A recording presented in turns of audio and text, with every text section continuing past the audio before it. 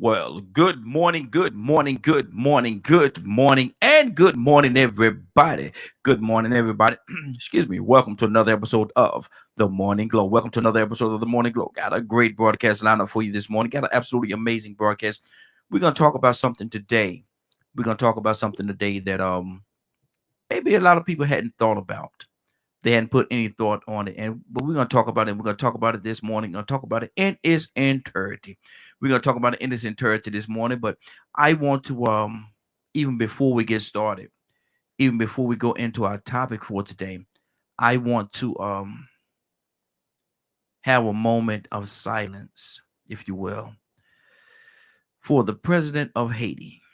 Um, I got wind of what happened, and there was a lot of disruption going on in Haiti over, taking over, who's going to take over, who's going to be the president, and when that term is over. And it ended last night, yesterday, if you will, and it did not end well. Did not end well at all. As a matter of fact, it ended in gunfire, and it also ended with the life of the ex-president being taken. Hold on. Good morning. Good. Hold on for a minute. I'm talking about this and my phone ring. And good morning. Good morning. Good morning. How you doing this morning? Morning, morning. Hello, family. There she go. Well, I've been wondering where my sister. I've been wondering where my sister been at. I said, Lord have mercy. Where is she? Where she be is? And that Oh man, I done been all out of state and back again, honey. You got to watch how you move, yeah, man. exactly. But yeah, I've been having me some fun. I've been missing y'all, though. I ain't been getting much sleep. So by the time y'all come on, I was trying to catch my little Z's, but I'm back. Good to have you back now. Now you had a good time. Hello, Toya with a T. Can you hear me? Toya, can you hear me? Hello. I think we may have lost a connection with her or something. Toya, are you there? Let me see. Let me do this and bring that phone line back up so we don't have any issues with it. But yeah, I want to get back to what I was saying about the situation that happened in Haiti. It ended last night, and as I said, it did not end well. Um, it ended in gunfire. It ended in the president was killed. The president of Haiti was killed, and his wife was his wife was actually was assaulted as well. Please excuse the phone, y'all. I'm trying to call my sister back. Uh, There we go. We yeah. something happened there. Sorry about that. I was just telling everybody I was having a moment of silence for Haiti. I don't know if you heard about what happened in Haiti. Oh yeah, with the president and his wife. Yeah, Yeah. yeah. And so, I don't know all the details about how the campaign it came out that, he was supposed to be out of office. Didn't want to leave office, and his camp was saying that when he came to office late, so in order for him to have a full term, he need to extend the time. But if the time is up, the time is up is what they were saying. And it ended in gunfire. It ended in with someone coming in and assaulting he and his wife, killing him, and his wife is now in critical condition. My heart goes out to Haiti. That place has had some things placed upon them throughout history. Some good, some bad, but my heart really goes out to them, and I pray that they're able to recover from whatever it is that they're going through. Toy, you want to tell everybody, first tell everybody where you're calling from, and introduce yourself, tell everybody where you're calling from, and speak to me about this Haiti situation. Yeah. Amen. Amen. Hey, good morning, everyone. This is Toya with the T calling from Atlanta, Georgia. And yeah, I caught the bits and pieces last night, and ultimately, any loss of life is a sad thing. I don't care where you are, whether it's the United States or abroad. Um, but yeah, the situation is just too emotional. Mm-hmm. I think this is the pivotal point for humanity, Mm-hmm. right? And we have to understand that if we're going to talk about the mistakes the police make, and we're going to talk about the mistakes that's been, passed upon us as African Americans, we must also look at the reality on how, as individuals, we feel and how we react to things that they don't go well, like in reference to, the drama behind the presidency of Haiti. Mm-hmm. And, people want to take things in their own hands. We have to be very mindful that those conscious decisions are what helps humanity take that turn that Mm-hmm. we are now fighting against right now with the brutality of the police force. Mm-hmm. So it's a very hurting situation to hear that, this is another fight that we have to add to the plate. Yeah. Standing against racism, standing against equality, standing with for equality, trying to get everything that we deserve.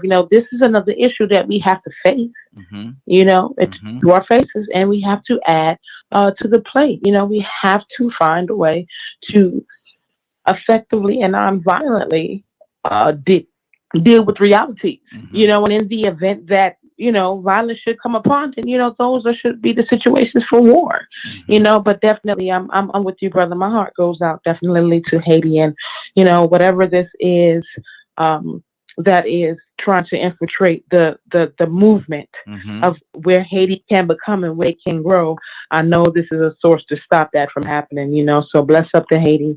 All hearts and prayers go out to them. And I just pray that they continue to stay united and stay focused and do everything they have to do to try to move together, not only as a country, but as for all humanity on the globe. Mm-hmm. Yes, absolutely, absolutely. Very well said, sister. Appreciate that because Haiti has been through a lot. Haiti has some great history too, because Haiti is one of the places, man, that they weren't having it back in the day when they try to come over there and take over Haiti. Them folks, they fought back Right. and ran them off. Y'all getting up out of here. And now and then after that, they try to deem Haiti as this big a place of destruction. They try to put a bad face on Haiti. No, no, no. You can't talk bad about these people because they fought back, man. They ain't let you come over there and do what you wanted to do on their in their homeland. They ain't let you do it, man. Right. You had to get up out of there. Haiti said, no, we're not going for this. Nah, we saw what you did over here. We saw what you did over there. You won't be doing that here. You won't be doing that here. So we gonna fight. We gonna fight you. And Haiti fought, and Haiti won. And they ran them off their homeland. And Haiti has been, had a bad light on them ever since, and not because they did anything wrong, but because they fought for what they believed in. So, I get I have a love for Haiti as well. I definitely have a love for them. But Toya with a T, we got a topic today, and we're gonna jump into this topic, and hopefully, we're gonna have everybody gonna join in with this as well. People might be a little shaky about this topic right here. But I'm gonna ask you the question. You ready? As ready as I think I am, or I'll be. Okay. And it is this is a personalized type thing. Everybody have their own opinion on this, but we talk about, like, people say all the time that marijuana is like a gateway drug. They say marijuana Right. is a gateway drug. They say you once you start smoking marijuana, before too long, you're gonna be doing all this, you're gonna be doing all that. Marijuana is a gateway drug. Don't do it. It's a gateway drug, right? That's what they say. Yeah, that's what they said. Yeah. We're talking today about kissing being a gateway drug. Hmm. Kissing as a gateway drug, as the same as people look at it as they look at marijuana. And so Right. when a person get to a point where they young and they're very influential, if you will, and they meet this person that they really feel is gonna be with them for puppy love, gonna be with them for the rest of their life. Oh, I'm so in love. I'm so in love. And they start kissing. Is that a gateway drug to other things happening and moving in a direction of other things, physical things happening between those people? Is kissing a gateway drug? I guess I don't know. The drug part kind of throwing me off when you say that, but yeah, like the gateway to other things, Yes. absolutely. Yeah. And Mm-hmm. I think uh, we I feel like we've grown so shallow that we can have other intimate uh things going on with each other and not even kiss Mm-hmm. because we feel like kissing is such on a high pedestal. Like, oh, it's only if I really love you, I'm gonna kiss you, but I can Mm-hmm. do all these other strange things with you. Mm-hmm. But Wow, that's good. absolutely no, that's normally a huge indicator on what's about to happen next. But Mm-hmm. it is also a huge intimate indicator for some on what's going to happen next. You know, some it starts with kissing, and you're not going to go no further if you can't get that kissing part right. Mm-hmm. Yeah. Yeah. You know what I mean? You Mm-hmm. know, nobody swallowing all in their mouth like, oh no, that ain't gonna work. But when you find the one that's perfect, it's like, oh man, Mm-hmm. you know. So absolutely, it's definitely the gateway to know that Marvin Gaye song finna come on. Let's get it on. Wow. Wow. And that's the thing right there, because a lot of times what happened is, you know, you said something. Let me go back to what you just said. You said that kissing is very intimate, and if you can't get that part right, you're definitely not gonna move to the next base. People say like the bases and stuff. Right, Kissing is a very intimate thing, and a lot of people, some people say kissing is the most intimate part of the intercourse, the kissing. right. And so, how do you feel about that? And I'm asking you this because I know how we as men look at it, but how do women see kissing? Okay, you know, again, I can only speak for me. You know, I was raised by my dad, Mm-hmm. but still, for me, I feel like I still have the built emotions for a woman, and absolutely, kissing is everything. I Mm-hmm. gotta want to kiss you first. Now, don't get me, you know, twisted. Right? There've been points in my life where I was too grown for myself, and I just did things just to be doing things, and Mm-hmm. not for the intimacy. Mm-hmm. You feel what I'm saying? And if that was the absolute case, then 9 times out of 10, I wasn't gonna do it. So Mm-hmm. we fix that in our mind. You know, like I might not do nothing with a certain person on the first day, but let it be the rock. Oh boy, we Mm-hmm. doing anything and everything on the first day. You ain't gotta take me to dinner. You ain't gotta take me to this. You ain't gotta take me to that because this is the specific person that I want. Yeah. You know what I'm Yeah. saying? And that's normally the drive with us women. Like if we are attracted and we want you, and this is just me in my head now, so totally 100% into you and not just using you. Mm-hmm. Want to be with you. The Mm-hmm. intimacy level expectation is going to be high with looking for it from you and giving it to you. Mm-hmm. And absolutely, kissing is like absolutely number one. You know what I'm saying? Because that's just kind of like you can't help sometimes the feeling to want to do that with that one because you want them so bad, and then Mm-hmm. other things come like it just come naturally after that. You know, but absolutely, when it comes to again, that's just me and my eyes. Mm-hmm. When it comes to high levels of intimacy, when I really like and really want to be with that person and just love them and are attracted to them in every kind of way, absolutely, kissing is very important. Okay. Now let me ask you this question right here. What happens? And everybody love to. Truth of the matter, everybody love to be kissed by the right person. The Right. person that they're really into, they love to be kissed by that person because there is a certain level of intimacy there. But what happens if somebody walk up that you don't want, and you turn around and you turn and face them, and before you know it, they trying to stick the tongue all down your throat. Now you don't, you're not into this person like this. How do you react to that? Well, you know, I'm a very honest person. You know, I don't have a problem putting my hand up. Whoa, what you doing? Mm-hmm.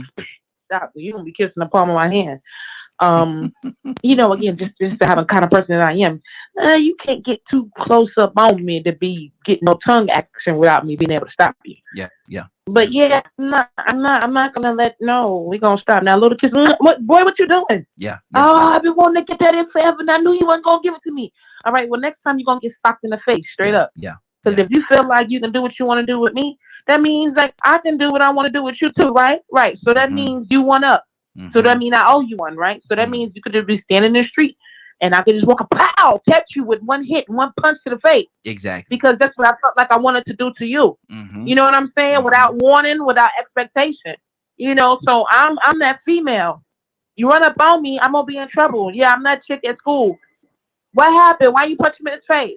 I ain't got to tell you he spanked me on my butt. Mm-hmm. Yeah, yeah, You feel what exactly. I'm saying? Mm-hmm. I'm just gonna return. Oh, you did that without asking me? No indication. Don't worry about it. La la la la la. Pop. Oh, she hit me. What she do? Nothing. Am I going to the principal office or not? You feel what I'm saying? Mm-hmm. Because you don't get to violate me and do what you want to do to me and think that I'm not gonna call you out on it and I'm gonna keep you looking next time. I'm gonna just go ahead and square up and pop you.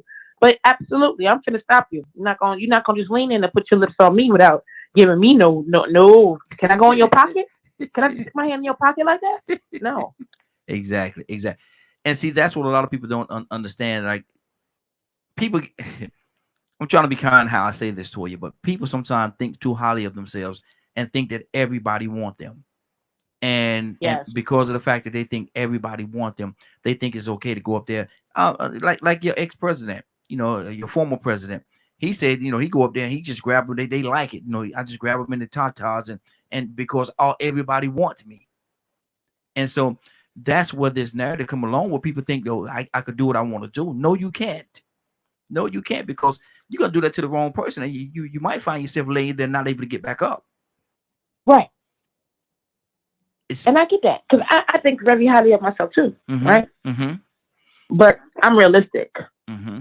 I said I think highly of myself. Yes. So that doesn't give me a pass or a warrant to violate other people's personal space. Now, don't get me wrong. Again, throughout my whole lifetime, have I? Yes.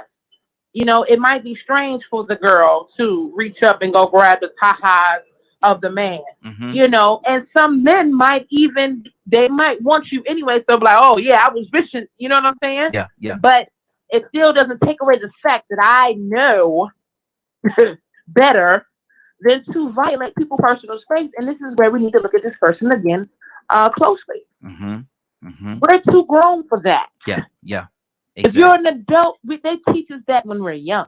And when you violate someone's personal space, please believe it could potentially snowball into someone else if you don't put a stop to it. You know what I mean? And we have to be careful. Some of us are, I don't want to say complacent, but kind of laid back. No, I don't want no problem, so I could just kind of let them do that. No. Well, you got to be careful letting them do that. Exactly. Because they could, take an inch and make it a mile, and it can be a direct violation, and it can end up potentially very, very harmful in the long run. Let's just put it like that. For either party, it could be. And a lot of times, I've heard people say this right here too, man. I ain't gonna kiss, man. All kind of disease and stuff like that are passed when you're kissing and saliva and all this stuff. You're exchanging all them germs with each other by way of kissing, but they're going to lay down with them. What's the difference?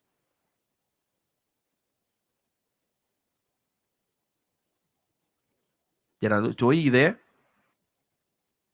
Yeah, I'm here. That's that mute button. Oh, okay. But yeah, no, that is a very important part of exactly what we're talking about. We are mental.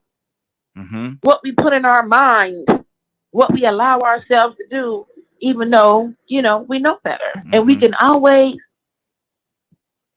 put whatever it is in our mind to just whatever.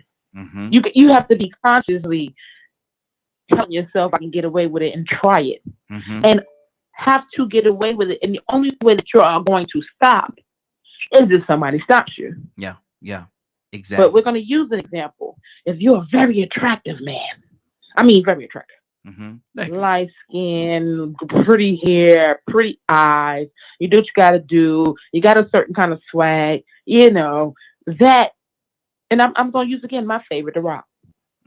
Okay. He could have potentially in his life never had a woman tell him no, never. But it's ultimately up to him to decide if at 37 he want to force a woman. He ain't got to force a woman because he never had one tell him no. You know what I'm saying? But you put it in your mind that you are cool with violating something that you know. Sometimes some people get so cool with violating things, even if it happens to their family members. They still cool with it because that's kind of like that. Just come with it because that's what they accept. So it's only acceptable when you roll like that. You know what I mean? So yes, absolutely, it's up to us in our minds. For example, girls, women, and I'm just gonna say me. You know what I'm saying? People say I'm average, but I don't feel like I'm average. I feel like I'm all that. And do I feel like I get that response from every man that I come across? Absolutely. It's not about my looks when it comes to men. It's just about who I am. But I don't use my powers to manipulate human beings. It's not about a man. I don't use the power of my charisma and the power of who I am to manipulate and falsely get things from people or do things to people. I use mine to be that protector. You know that I'm going to be there for you. I'm going to tell you the right thing. And that's why I feel like I can get away with some of the things that women could do, but I don't Mm-hmm. do it because I Mm-hmm. understand. Mm-hmm. I Exactly. don't get to violate somebody like that just because I got a certain kind of swag or I'm who I am. That's not right. Mm-hmm. Exactly. Exactly. We got another caller. Caller, what's your name? Where you calling from?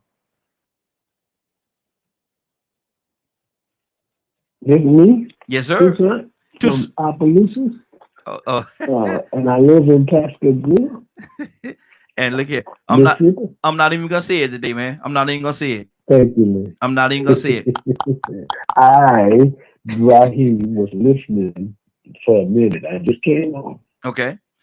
and I want the tape to rewind Mm-hmm. Okay. because um um Tonya with a T. Mm-hmm. Yes. Good Talk. morning, good morning, Tonya.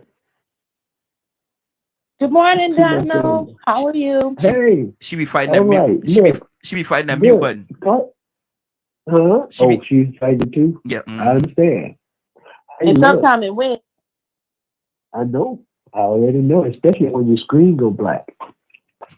Okay. Oh, Talia started off with a man that got everything going on, and she said light skin. Did you say that, Talia? She said that. Yep. Totally. I did. You know how we women do. Look. For some reason, a majority, but Mhm. some white dark skin, whatever. You know what I mean. Look at. She I, totally well, disqual. I was just listening. I mean, we tune our ears to certain words, and we run with it. She totally disqualify you, brother. I'm out. I'm out, Talia. So not true. That's not true. You are a very handsome young man, Doc. Look Don't at Thank go that. for you. that. Thank Now, you. now, Don't now, don't Thank you. don't You now he are the fight fishing. me. king queen. Now he fishing. Now he I'll fishing. say that Now. respectfully, you are a queen.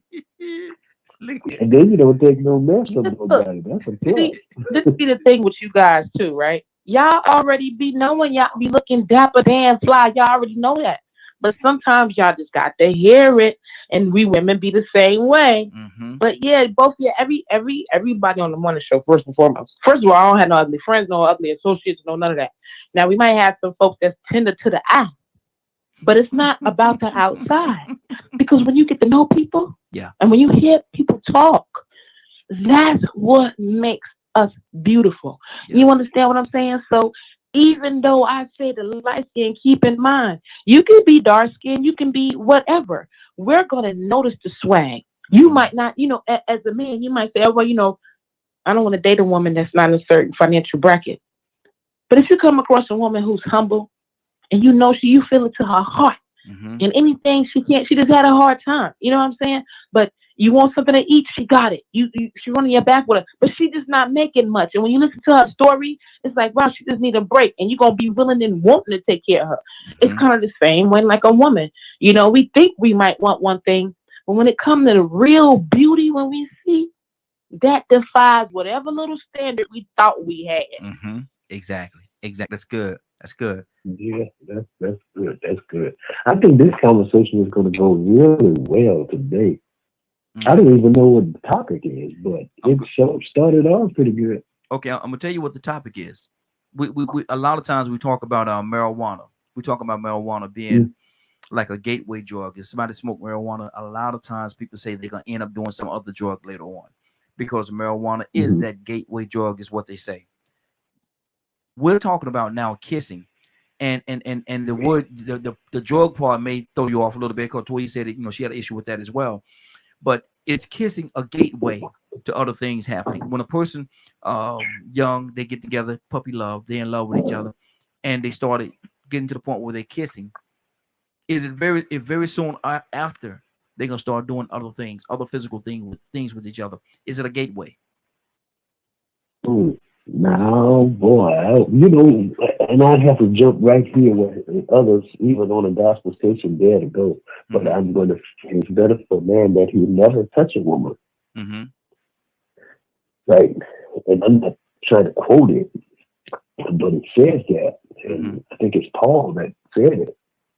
If I wouldn't, can you believe that I used to be scared of women? I mean, when I first had an encounter with a young girl, I was coming up, Mm-hmm. and had you ever sweated so much you wet your whole shirt?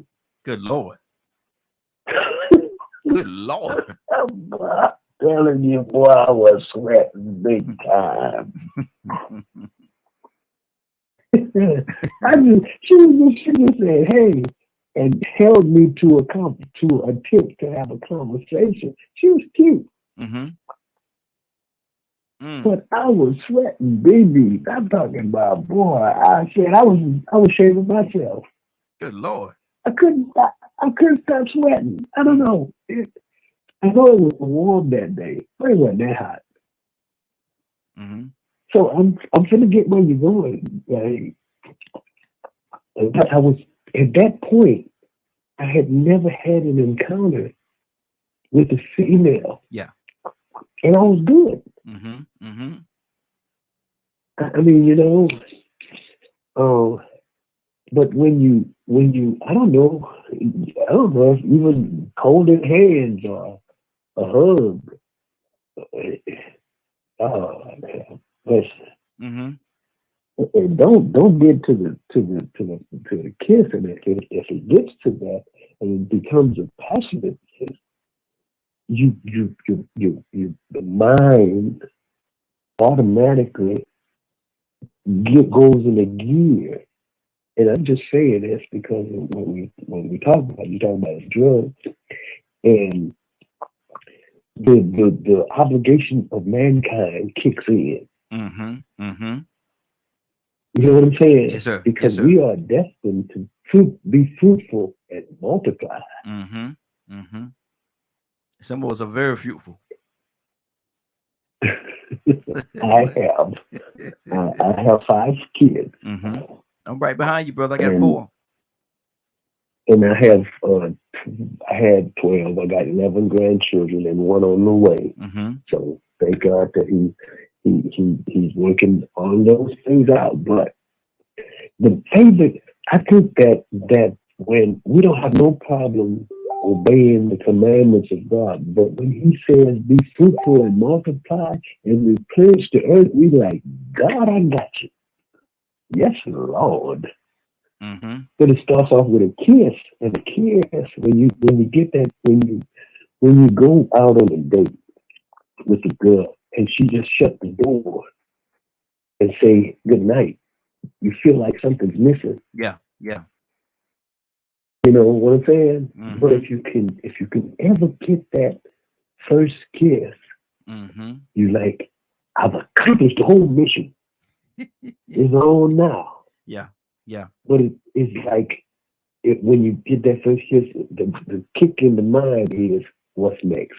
Mm-hmm. Absolutely. Absolutely. And Donald, watch this. Watch this. You remember back in the day, it was a great accomplishment for us back in those times. You know, this is different now. If we walk and we hold a girl hand, we reach out and we grab the girl hand, and she let us hold her hand while we walking or whatever. Man, we done something.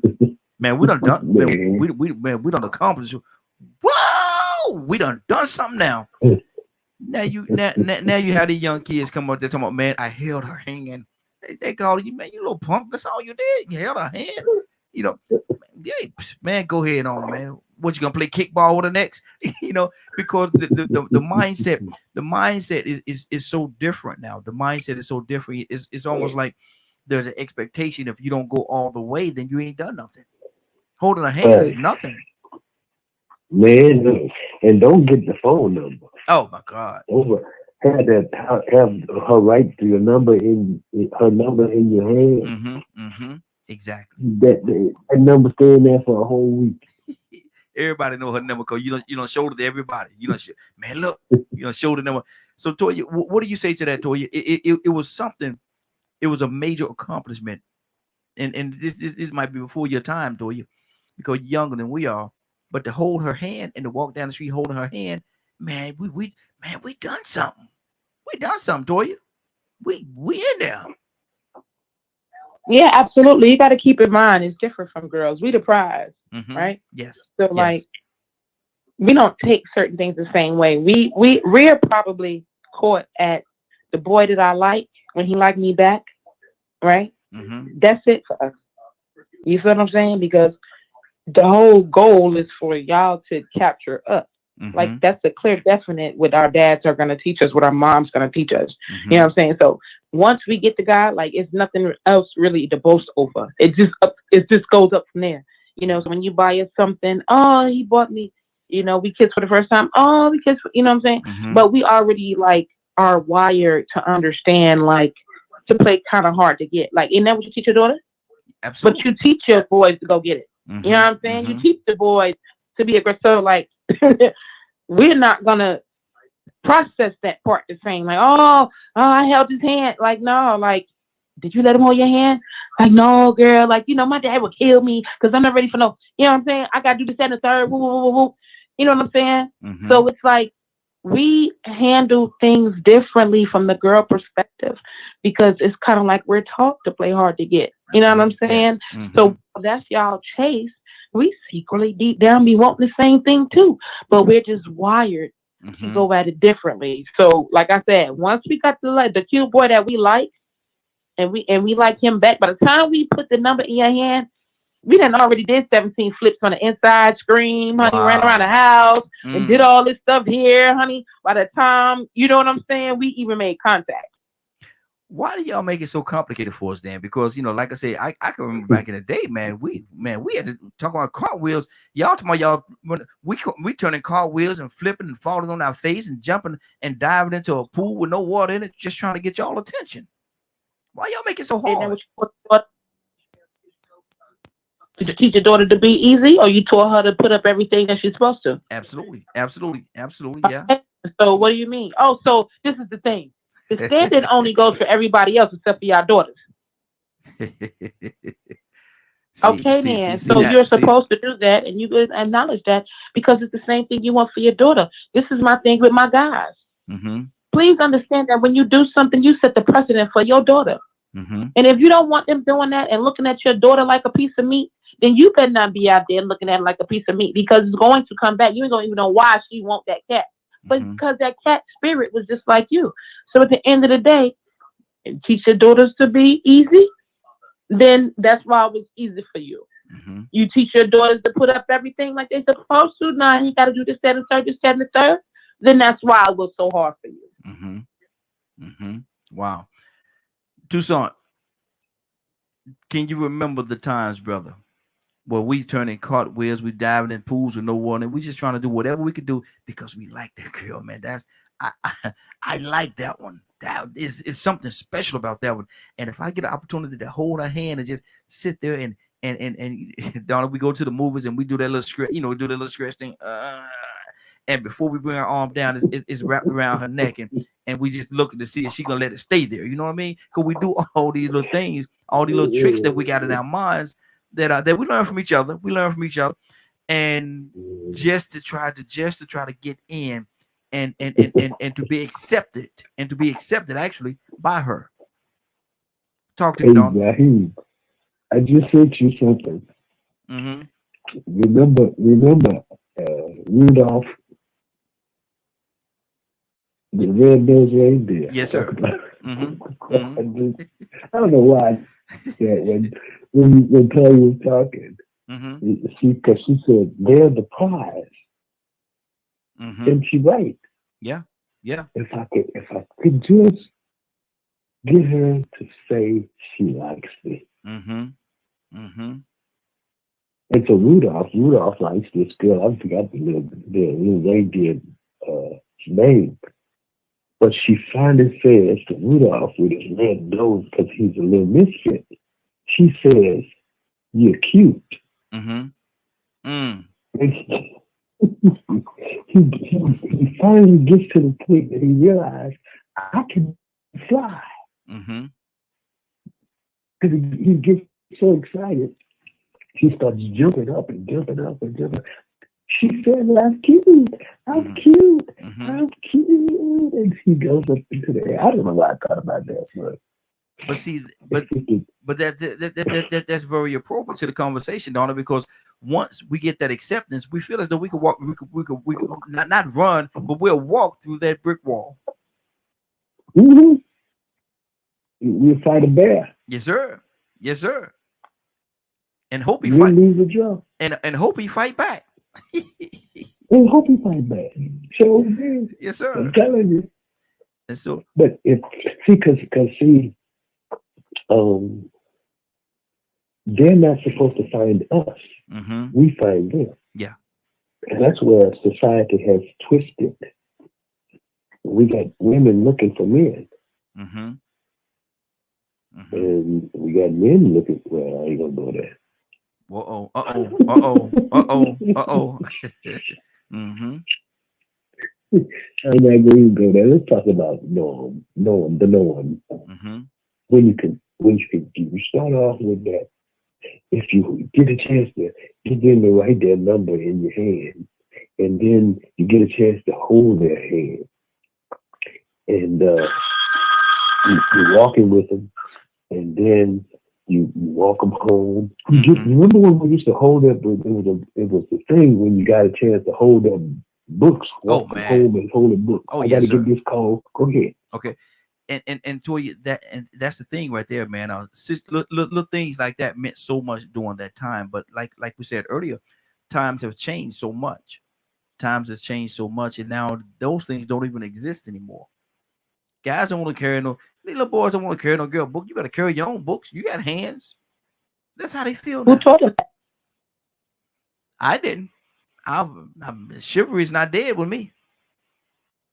Right, but really think about that. What happened? I mean, just like really look at it. You just heard what you said, right? You didn't, right? Mm-hmm. Exactly. A lot of men wasn't around, Mm-hmm. and now as women, a lot of us women got caught up in not teaching our boys to do the things that their daddy should have been doing for us out of bitterness, and that's why we're here. Mm-hmm. If we carry nobody books, let them carry their own books. Yeah. Yeah. Chivalry is it because we stopped it because it's a lot of single parents. Since this era you're talking about, that was the thing because we stuck together. We did that for each other. We stopped doing that, and once cats started running off, leaving us with their kids, we became bitter. Mm-hmm. And we don't teach them to do that for women no more. Don't be doing all that. That ain't your kid. You don't be taking care of nobody else's kid. Mm-hmm. When in fact, when you was raised up, their mama taught them if it's yours and ain't yours, you're gonna be with that woman. You take care of that kid. Yep. To me. Mm-hmm. Exactly. So that's where we women done dropped the ball at when we raised our kids. But the men also, we feel like, and let me apologize right now, we want to put y'all through all this hell Mm-hmm. and still want you to call yourself fighting for a family. Mm-hmm. Wow. You feel me? Mm-hmm. That's But good. then still try to, you didn't fight. Mm-hmm. Mm-hmm. Like, yo, men are different. We ain't got to go through all that. That's y'all like to go through all that drama. We real cut and dry. Look, this is what I want to do. I said, I love you. I don't love you. Or whatever it is. We let us do what we do. All that. You want to put somebody through something and then say, oh, you want to run them off. No, they left me. But you made it impossible. For them You to made stay. it impossible Yeah. for them Mm-hmm. to do their job. Mm-hmm. And then that fall back on the kid. So at the end of the day, this is where the kid gonna hold a parent, whoever parent it is, responsible for the parent that held them there and didn't make sure they did their due diligence. When they get old enough, they finna have a beef with you. And for the dad, yeah, the same way you fought to get the booty, you should have been fighting and trying to get back to get that kid. Yeah, you should have so many war wounds from fighting trying to get that child, getting Mm-hmm. thrown out, getting pushed out, getting thrown out of the school, getting chased out, getting warrants and what you call a piece of papers when you got when you can't be around them Order of protection. yep, order of protection. Mm-hmm. They should have had all that on you. They should have had all that on you trying to keep you from your kid, and that's how that kid gonna see it. You know what Wow. I'm saying? Yeah. It's like you should have been fighting, and you should have been this, and the third. You know, but it's just hey, with a tangle web we weave when we Mhm. practice to the sea. Exactly. And that's one of the things too, because a lot of times I've heard people say, I gotta test them. I gotta test them, make sure that they are worthy to be here. I have to test them. I gotta take them through the test, and if they don't pass the test, they can't stay. Well, what if they want to be? What if they want to be with you? What if their only intention that they have is to make you happy, to be there for you, and to be pleasing for you, and take care of the responsibilities as a man that they need to. And now you're putting all these tests out there. You want to test them. They just test them. Did your girlfriend tell my girl, did you test him? Why should you test him? If this man is doing what he wants to do, in being with you, being there for you, doing the things that you want a man to do for you, why the test? Why you teach your daughter to test them? Why you teach your daughter? You need to ask yourself that, because the girls can only get this mentality from the dad. Mm-hmm. We're not going to get this mentality from the women because, like I just said, we're raised to be sought out. Mm-hmm. Mm-hmm. So it ain't until the dad comes and say, hey, look here, because y'all know how y'all are. No. I don't care if he do kiss you. You don't get excited about a little boy. Woo. This is why I do everything for you. So that way, when you get with a little boy, he gonna have to be on point doing this, that, and third. Mm-hmm. And he can be a good little boy, and you can see he's a good little boy, but the daddy ain't gonna be trying to hear that because you know how you were with women. So 9 times out of 10, the girls normally, when you these questions, think about it from your daughter's aspect. Mm-hmm. And that's always why we always going to get that from y'all, because the girls are taught, you better get somebody. Don't be giving up nobody that can't take care of you. If you're going to be dealing with somebody, you better get this and the third. Mm-hmm. Like, that's how we raised, man. And fathers, y'all, you better not be giving nobody nothing. Yeah, what you need? Wow. We got another caller. Caller, what's your name? Where you calling from? Rico Jackson from Madison, Alabama. Grand Rising, everybody. Hey, Rico, I got a petition going right now, brother. And on your behalf, man. I'm trying to get you out of Facebook jail, brother. I got a couple of people that say they're gonna come and post a bond and bail and all that stuff, man. Trying to get you up out of there. He's gonna do it again. Huh? Everybody at work, man. Everybody at work, man. We got a campaign going right now, brother. We got about 10,000 signatures on it right now. We're trying to get to at least 100,000 signatures. So Facebook let you go. Let my brother go. They ain't got no business holding my brother down. Man, they ought to quit, man. I mean, but you know, the thing is, it's funny, but at the same time, when you read in between the lines of what they're doing, you understand that they don't want somebody, even regardless of how many followers you got, mm-hmm. they don't want you saying something that they don't want people to find out about. Yeah. And I think I spent a little bit too much time. I ain't gonna say I spent too much time. I spent a good bit of time making sure people reading in between the lines. Mm-hmm. And you know, I know this ain't the topic, but the prime example, because I just finished going live about this on my TikTok or whatever. Juvenile and Manifest put that Back Go song out yesterday. Now, I ain't telling nobody to go get the vaccination or not. That's your business. It's not up to me to encourage you. But it really is an indictment and is revealing on how they use our entertainers to persuade us. Yep, exactly. So I look at not only did they use that, but then when you think about the message, mm-hmm. they went and remixed Back that thing up. Mm-hmm. We mad that they remixed it with Back that thing up, but listen what he was telling you when he was telling you to back that thing up. Mm-hmm. When you listen to all the lyrics in that song, we was cool with that message. But see, we didn't understand that somebody put them in place and they volunteered to put that message out there. So now why you so surprised that they volunteered to put another bad message out there? Mm-hmm. See, now we just realizing that they played a game. Mm-hmm. They've been playing a game with us. Mm-hmm. These same people that we want to dress like, be like, rap like, listen to their music, they were put out there to influence us to go in a direction we shouldn't go in. Mm-hmm. And to embrace it and love it. And they figure we'll try it again. Remember, they like to bag that thing up. It's still high. Y'all feel like doing it where we did it before? Why wouldn't we do it again? Money talk, BS walk. Mm-hmm. That's why I got into the game. So now you look at every one of these rappers and entertainers, even the singers. The singers are harmonizing about murdering their enemies. Mm-hmm. The singers are harmonizing about smoking on the ashes of their dead enemies, celebrating the deaths, and people is going viral, and people liking the songs. Once again, their science is working. Exactly. So I mean, you know, that's why it doesn't really bother me what Facebook does, because I see the double standard. Mm-hmm. I see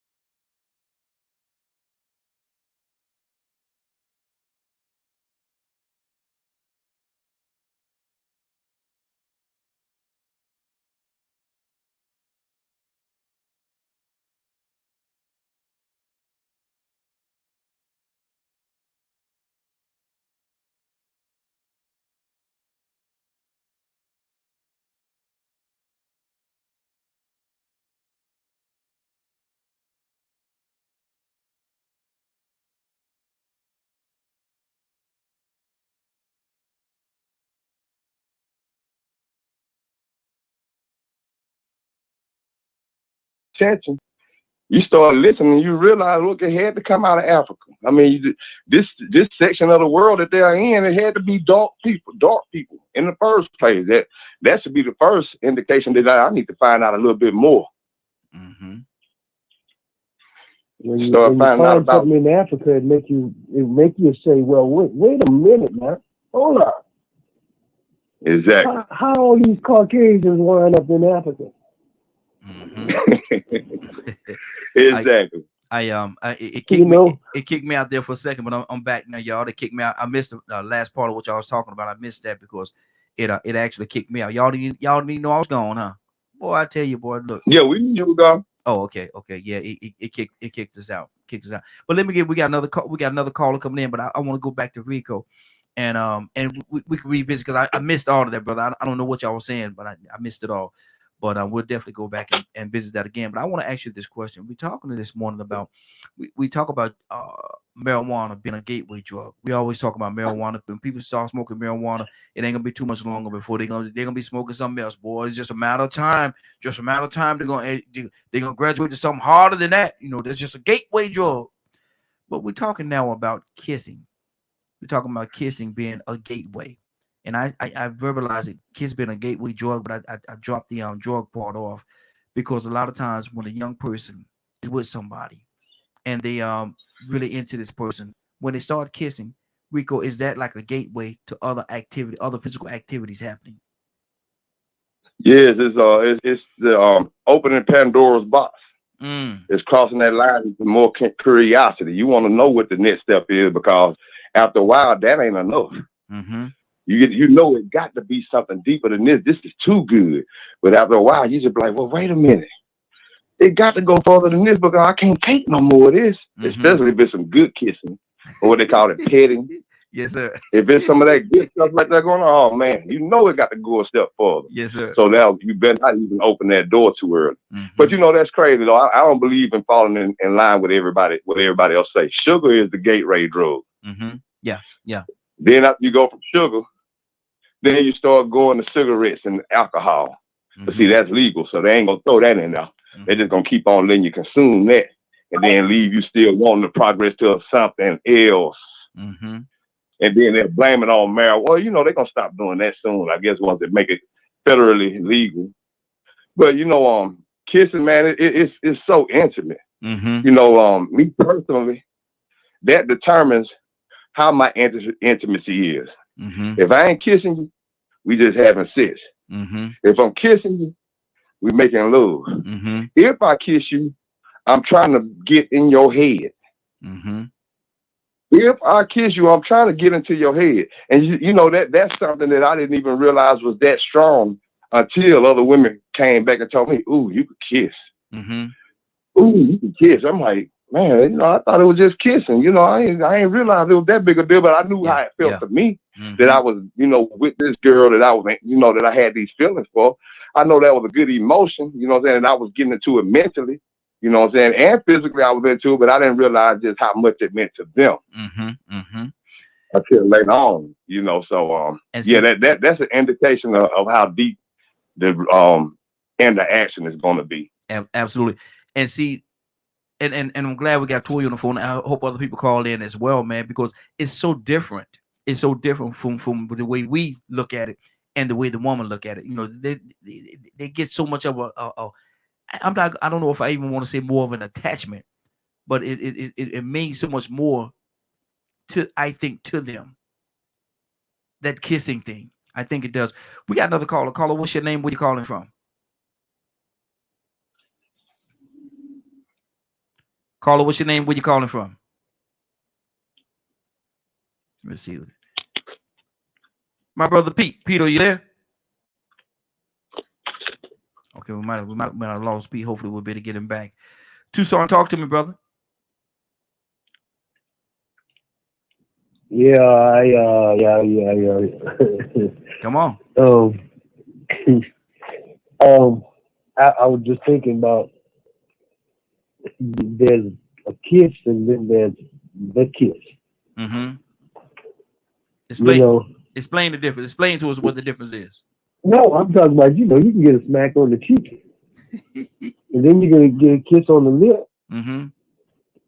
But and I don't want to go too far. As a matter of fact, you just started the drug treatment. But when it get when it get wet, Mm-hmm. then you say, "Boy, I tell you what." Look, say they had she had her tongue down your throat. Mm-hmm. Mm-hmm. You ain't gonna sleep, especially if you. I remember when we was coming up, you probably didn't sleep that night. Exactly. Exactly. You thought about the girl all night long. Uh-huh. I'm telling you, but it was just a level because if you didn't get a kiss or matter of fact, it was we called it dating, Mm-hmm.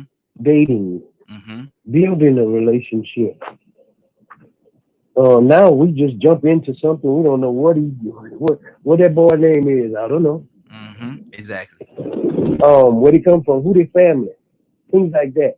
And we Mm-hmm. had a process. It was a process because you wasn't in until you met the family. Mm-hmm. Mm-hmm. Especially when you can get to the point where man, her daddy likes me. Yeah. Yeah. I'm in. Oh, it's a I'm wrap then. in. It's a wrap. It's a wrap. Yeah, it's Mm-hmm. in. Mm-hmm. But it starts with the holding of the hand and the look in the eyes. When you start looking into their eyes, Mm-hmm. you know. But now I don't know. I don't know what's going on. They just want somebody with them. Exactly. Mm-hmm. Exactly. Toy, you with a T. What? So I'm sorry. Go ahead. Go ahead, on. just building. We don't build anymore. We just jump in and out, Mm-hmm. and it becomes a revolving door until the point that say, "Well, I don't need nobody." Mm-hmm. Wow. Mm-hmm. Exactly. Toy, you with a T. Talk to me, sis. Yeah, truth to that. When we throw this gift around, after a while, it's nothing. Mm-hmm. After a while, it's nothing no more. Run around kissing everybody, run around having sex with everybody. Sex means so much, honey, and then you want to go out by 47, nothing moving no more. Mm. We take advantage of these gifts and these powers that we have, and always want to give it to somebody or something else. Mm-hmm. But that's the part of being a human. To love. I think my biggest fight, especially without my last relationship, was to make me bitter to the point to where I want to be doing all these standards and not really be the real me that want to love that. I like that young teenage love. I like feeling giggly and warm, and every time I think about going to see him, I got to dress up and be my cute. I don't want nobody to make me feel tired. Come on. We feel like, oh my God, I don't want to get this. I don't want to do nothing. No, I'm supposed to feel young. I'm supposed to like you. I'm supposed to like kissing on you, loving on you, playing on you, going down here, going out there. That's what we're supposed to do. But see, through these trials and tribulations, and I think oftentimes when we be dealing with people we really don't want to deal with, but we call ourselves, well, that's the best candidate. Mm-hmm. Well, that's the best this. But it's all the stuff that you really don't like and admire about them. You become complacent and you become bitter. Mm-hmm. But we gotta fight. I'm gonna fight, and again, I think that's one reason why. Not only I'm not married because I just refuse to settle. I can date you, but when it comes to being your wife, you gotta be on point. Period. No, you got to be able to hold me down. Period. I'm not going to be doing all that. So that's one reason. Mm-hmm. But two, I know that I've allowed the standards that really don't matter because I want a standard of somebody.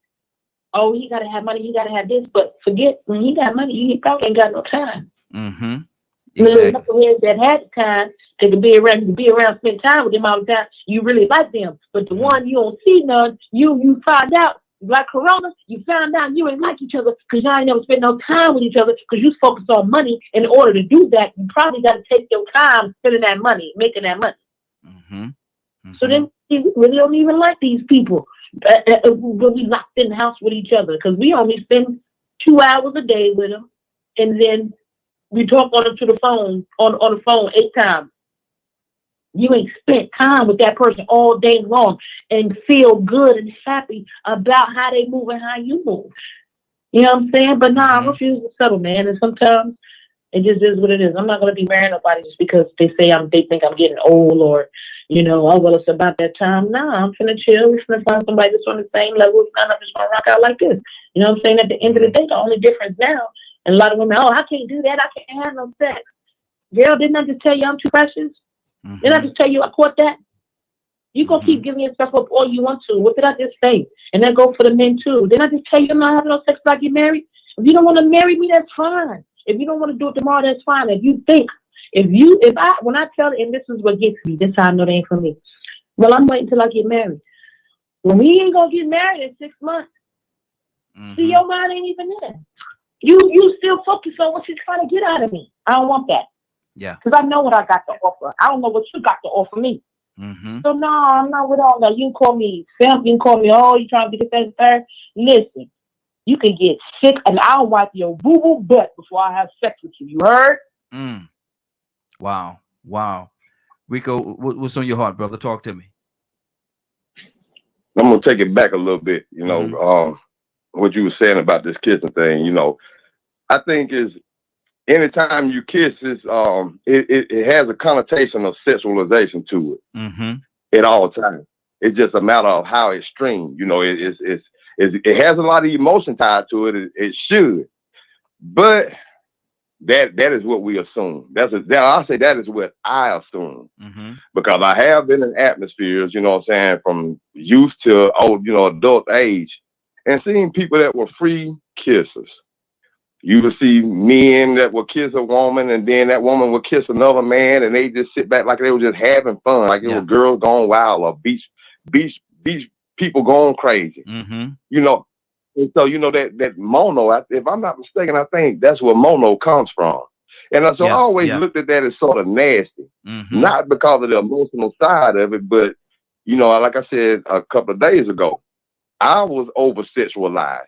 So, Mhm. to me, I made that a priority with how I view women. That was so much more of a big issue with me than just being connected to them emotionally or getting to know them as a person. I was more concerned with just the sex. I sexually objectified women. Mhm. So, it was hard for me to actually put into a relationship what I really need to in a healthy way because I was looking at women in an unhealthy way. Mhm. So, with that being said, sometimes kissing can be viewed differently by different people. Because, like I said, I've seen people be freewheeling kissers, no problem. They could tongue kiss you, French kiss you, and you be like, man, they act like they in love. Then she just pull away and laugh, or he pull away and laugh. Mhm. Then they might be doing it to go viral. Hey, kiss him. Is he a good kisser? Let me see. Boom, there you go. Ooh, yeah, you can kiss. Mhm. Well, wait a minute. Y'all treating it like it ain't nothing special. It's supposed to be more special than that. Exactly. Exactly. Because that is the gateway to being more intimate. Mhm. So, the thing is, like I said, you don't want to just make it a sex act. You want to hope that intimacy has more to do with love, Mhm. more to be about being in a relationship with somebody. And so, we live in an age now where all this free sex and, this freedom of choice thing has been going on to the point to where they minimize that importance or how powerful a kiss is. Mhm. And everybody else over sexualizes it too because I hear it from women. Even when I was young, I'd kiss somebody and then I would hear, ooh, you can kiss real good. Mhm. I can imagine what you can do with this other sex act. Mhm. Yep. Mhm. Yeah. So their mind go wild. And then next thing you know, they start trying to get you and trick you into doing it. I mean, man, Mhm. it ain't nothing worse or nothing funnier than a woman hitting around the bush that they want you to do certain sex acts on them. And it's all because you kissed them. Yep. And they ain't never seen nobody as intimate with kissing as you are. They know if you can get into a kiss that good, you do these other things that good if you into it. Mhm. And I can, cause I'm gonna be honest with you, kissing can be very powerful if you get mentally caught up in it. Mhm. You'll lose yourself in that petting and that kissing. Mhm. Mhm. That's actually how a lot of one night stands happen. Oh yeah. That's how some mistakes happen. You was with this woman and y'all ain't never seen each other like this before, but the right music came on, and the minute you kissed, everything else was a wrap. Yep. 5 hours later, you're like, man, how did we get here? What? Exactly. But had you not kissed, nothing would have you happened. probably would have kept everything on the friend level. Yeah, exactly. All your clothes would have still been on. Toussaint, let me ask you this question: is it possible? Kissing is so intimate, and we've established the fact that is a very intimate thing. To a certain degree, it may be more intimate than the actual act of having intimacy. So do you think it's possible to have that level of kissing and not let it go into a sexual act? Yeah, it's possible if you got self-control. Mm-hmm. You got to have self-control. Mm-hmm. Do most people have that? Do most people have that? Does most? No. Okay. No. Okay. That's why you got all these babies walking around here. You know what? But Brown says you gonna get pregnant. Mm-hmm. Y'all better stop that kissing. You gonna get pregnant. Exactly. You know what I can't get out of my mind when you talk about this? What's that? Kiss the Girl. The song, I don't know where the song came from, but some of the lyrics in the song is "Kiss the girl and make them cry." Georgie Porgy pudding pie. Georgie Porgy pudding pie. Kiss Georgie Porgy pudding pie. Kiss the girls and made them cry. Oh, that's a powerful kiss, there, man. Yes, sir. Yes, sir. You might go to club. You kiss the girl, then she turned and she walk away. You stand there crying. You go, you was hoping. Hey, look, I got something in my eye. She got pregnant. Exactly. Mm-hmm. But see, people. But that's a powerful thing, man. Yeah. It really is, man. And Toya, you was about to say something. What's on your heart? I said she was crying because she got pregnant. It's like Jack and Jill that went up the hill, the patch a pail of water.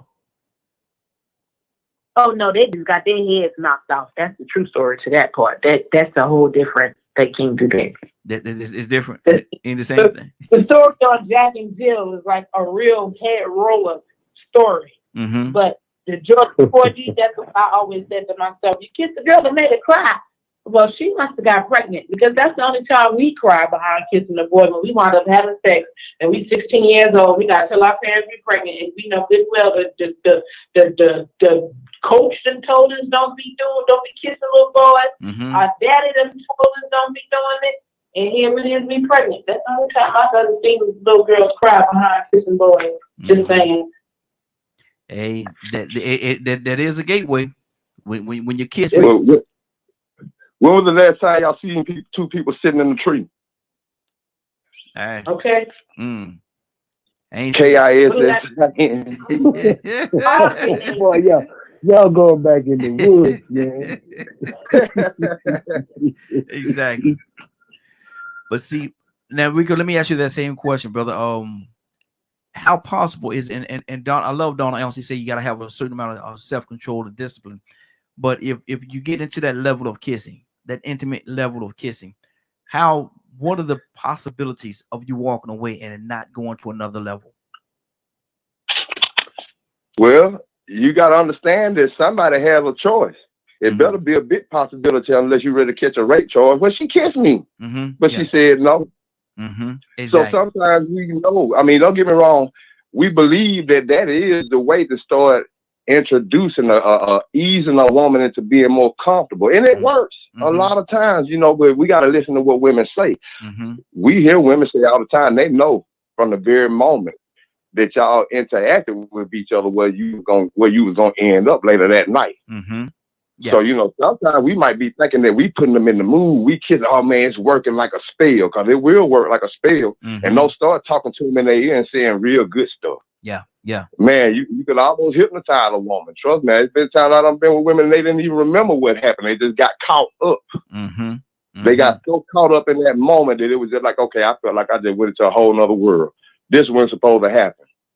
So I mean, we gotta understand that kissing is powerful. Yeah. Yeah. But it ain't always got to be sexual. Mm-hmm. You see people like the Pope or celebrities might kiss somebody on the forehead Mm-hmm. and they faint, they fall out. Yeah. Because it is as close as it is next to sex and intercourse, is as close as you could be to somebody without being in them. Mm-hmm. Yeah. You connecting that mouth with them. You connecting your fluid, your energy. Mm-hmm. You are actually contacting them beyond a handshake.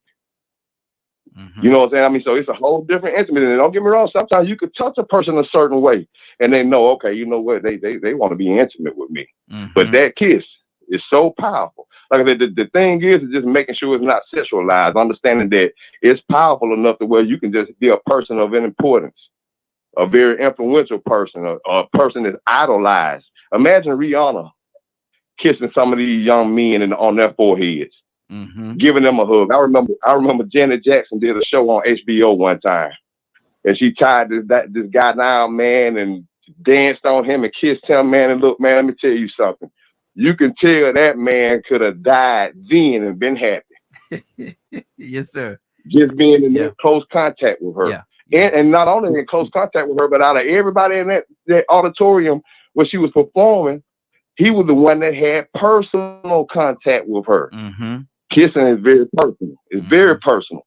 So I mean, that's one way before you get the sex. That's the closest way you can get personal with somebody. Mm-hmm. Mm-hmm. Wow, that's good. And see, and a lot of people don't understand the level of what kissing does and where it takes you to. You know, that kissing could take you somewhere. Toya, what do you say to that? No, that's absolutely right. My bad. I thought I had y'all on mute. No, that's absolutely right. Mm-hmm. We take for granted that skin contact. Mm-hmm.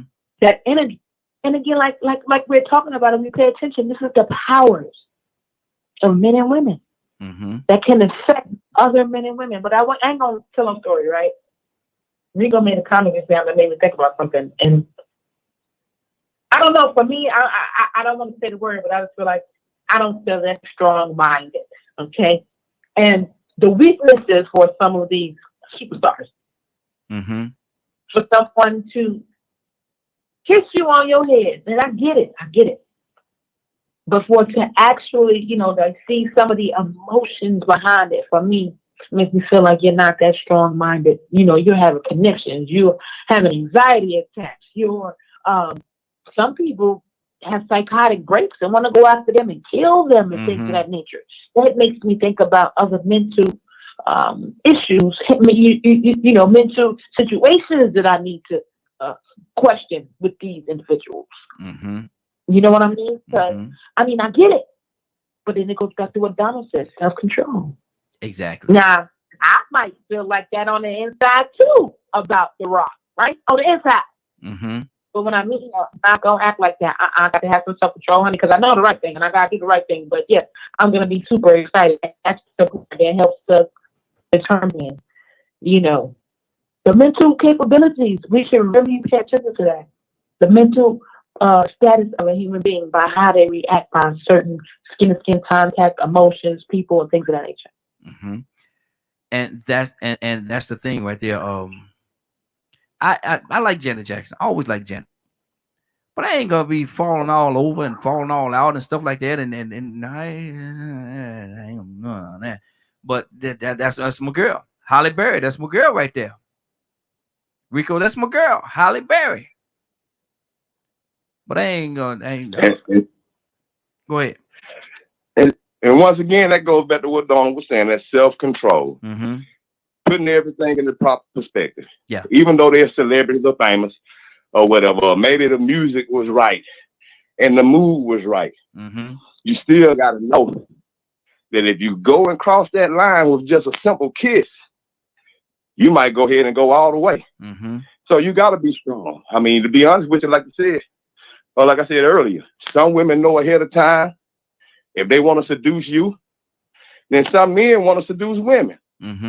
But we have to realize that, you know what, she ain't one of these first night women. Yeah, she said she got a 6-month rule, but boy, I like to broke her the first night. She caught herself. So it ain't about just your self-control. Sometimes they have self-control too. Mm-hmm. And you got to know then to just say, zip, cut it off. Mm-hmm. You know what I'm saying? All that adrenaline and that blood flow, you might hang around for a little while and see if she just hesitant. But for the most part, you might be made to have some self-control. Yep. And we know what happens when you don't. Exactly. So it's huge that you keep that under control when you get in a situation with a person that you're intimate with. Mm-hmm. Opposite sex or same sex for them that participate in that. Mm-hmm. You still got to know how to draw the line and have some kind of temperance about yourself when you know it might get to that point where somebody says stop. Mm-hmm. Self-control is huge. Exactly. Chemical, like a chemical reaction. And the chemistry in the mind and stuff like that, and how all that stuff ties into with this whole kissing thing. I think that has, and I wish, and the phone lines are open 678-381-1973, 678-381-1973. Give us a call. I'd love to hear from each and every one of you about this kissing thing, kissing being a gateway. But my thing is this right here, Donald. The chemical reaction. People say certain morphines and all that stuff is released in your mind and your body and all that stuff. How much of that is tied into kissing? Man, you know, I thought about something. The look at the breakdown. If somebody lets you go just that far into the point that they say, okay, after the kiss, they come up to you. You've been looking at them. They've been looking at you. They come up to you, allow you to kiss them, and then they say, "I just want to see what you was gonna do."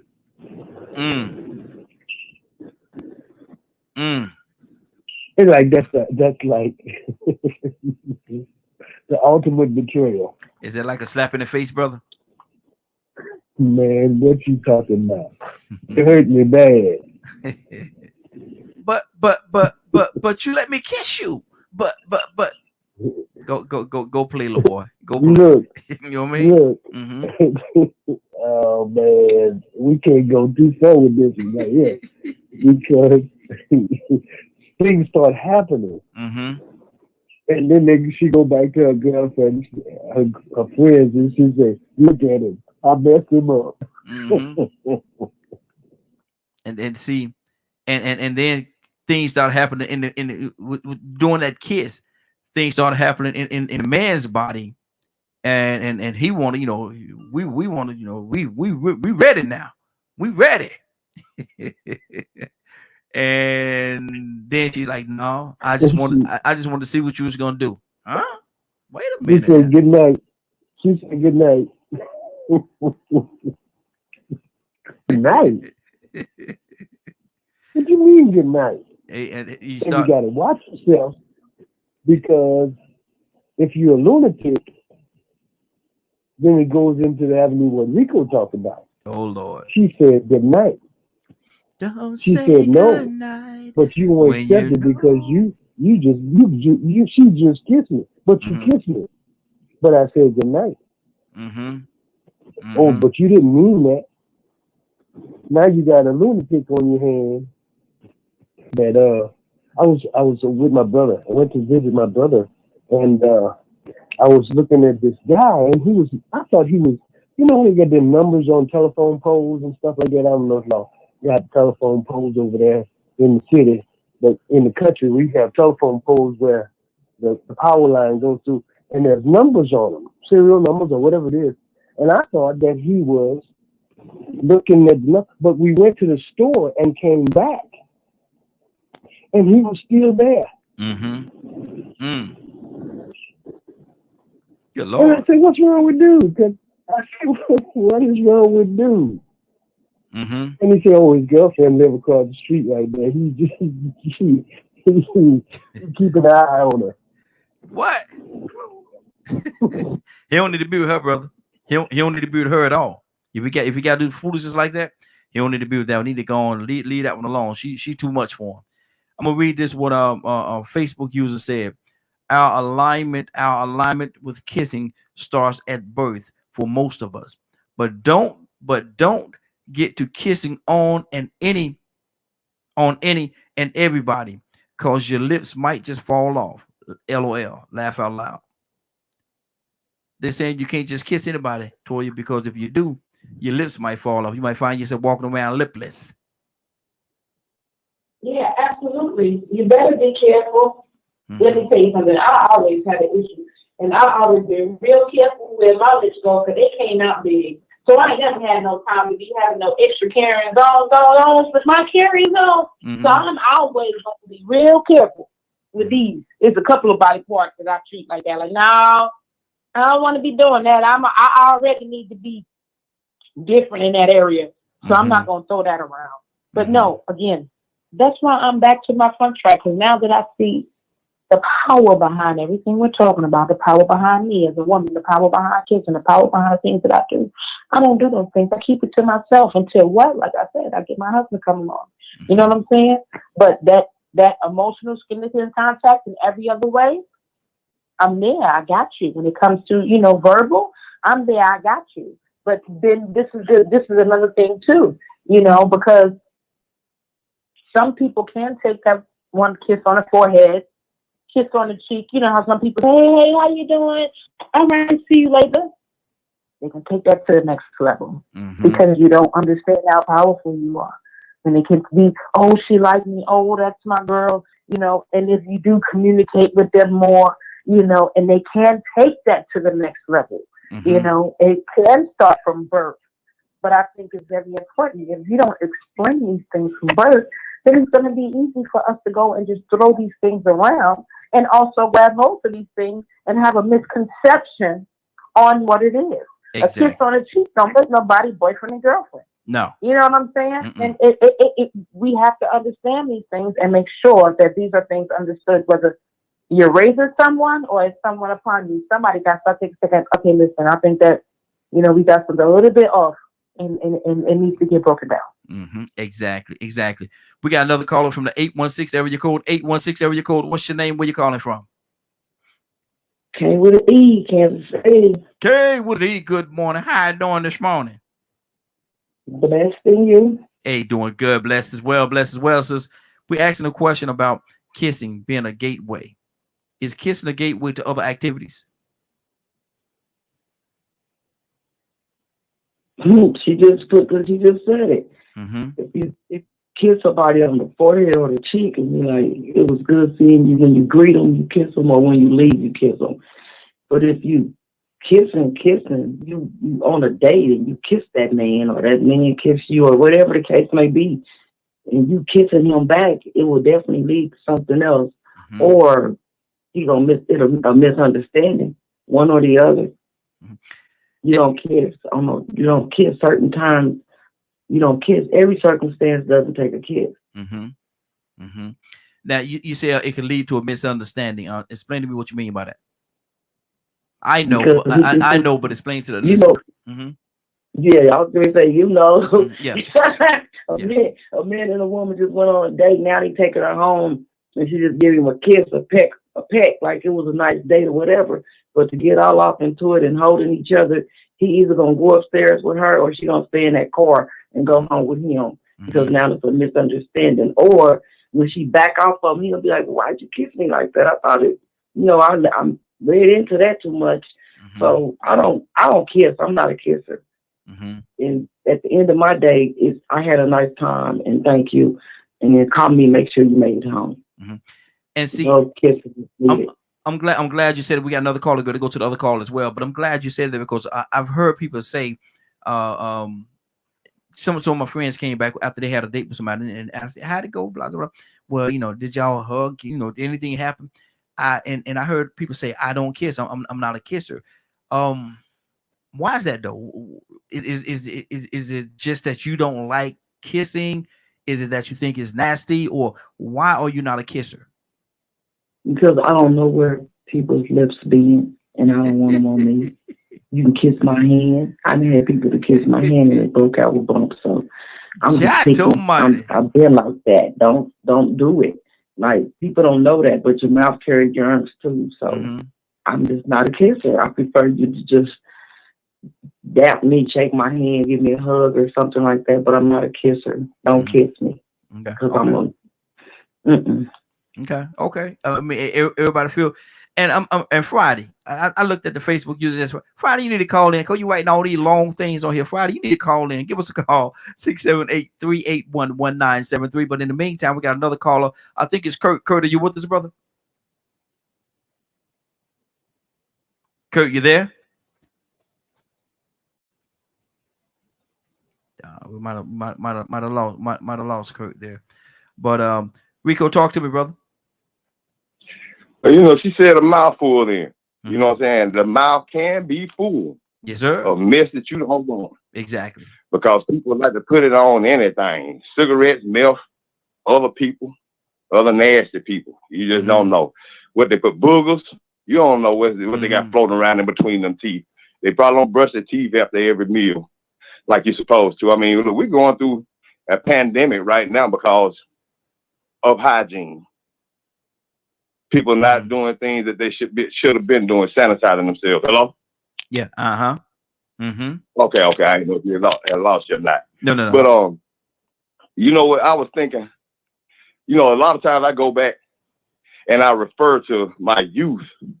And the reason why I do that is because that's what we first learned a lot of this information that we know, and then it evolved into adulthood. So I got to go back to my youth and think about when I thought about kissing, I associated that with love. Yes. Not no special love, but just pure love. And with that kind of love, you can say, well, hey, if a mother kisses her baby or kisses her child, even if a father, I've seen cases where father kissed their sons in the mouth, 2 years old or maybe a year old, and people are like, you shouldn't do that. But see, like I said, when I was young, I associated kissing with love. So I might not see nothing wrong with that. But as time evolved, I started associating love with sex. So now here it is. Kissing equal love equals sex. Then somehow on down the road a little bit more, this algebra deleted love. It deleted love out of it because love was so much associated with sex with me that I didn't even think about the love of a parent to a child. So now when you start thinking about that intimate part of the kissing, then you got somebody like me that loves to kiss, but I don't like to kiss. I love kissing, but I'm not fishing to kiss you. Yeah. I'm not feeling that close to you. Yeah, I'm feeling intimate with you, but deep down rooted in my beliefs, it's still a lot of love supposed to be tied into putting your mouth on somebody, joining your lips with somebody else's lips. I mean, they seal when you get married, they seal it with a kiss. Exactly. You get what I'm saying? So with that was always my mindset, even though love dropped off. And as I got older, I used kissing as leverage to tempt and entrance women into going a little bit deeper than they may have planned. And it worked quite a bit. But deep down inside, I still always remember my root thinking or association with kissing had to do with love. So now here it is. I'm seeing women like what Donald said a second ago. I just want to see if you can kiss. Well, after those women got older, they just want to see what you could do in bed and what you was working with. Exactly. They don't care nothing about it. It's just something that they're curious about. See, that curiosity takes away from your emotion, takes away from your intimate feelings, and it just makes you say, you know what? I mean, I hear women and men say, you know what, I can have sex and ain't got no emotion behind it. And I was one of them people too. But at the same time, that it diminishes our value. It really diminishes us morally because it gets to a point where we look at sex as just a recreation, and it is not that. It's too important for it to just be a recreation. So now we are dealing with it in this society with all kind of viruses and diseases, and it's been going on. I remember at one point in time, in history, they had chastity belts. Because people kept going too far. They kept going too far, and so now we at an age where we're going too far again, and something as simple as kissing is associated with being sexual instead of just having love for another person. Exactly. This was written on Facebook. Cultural diversity plays into it as well. In some cultures, it's a form of proper greeting. Actually, here in America, not many years ago, I recall a show host kissing contestants in the mouth as commonplace. If you, Yes, Richard Dawson. Richard Dawson. Yes, absolutely. Richard Dawson. Mm-hmm. And so, you know, he go up there and every woman he kiss him on the lips and go ask the question, and then go to the next one. And how proper was that, Tucson? How proper was that? I just wonder which one of them mouse cake. Mm-hmm. Ooh, Lord. Mm-hmm. You know, just that you talk about that. Remember, they used to have kissing booths. Yes, sir. I never did go to one of them.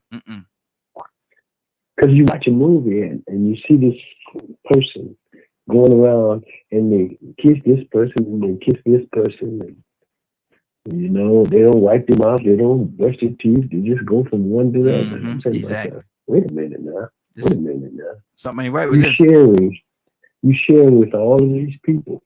Mm-hmm. In that span of time, you got to be sharing more than saliva. Mm-hmm. Yours at least. So, you know, some people, I mean, you know, they look amazing almost, I say.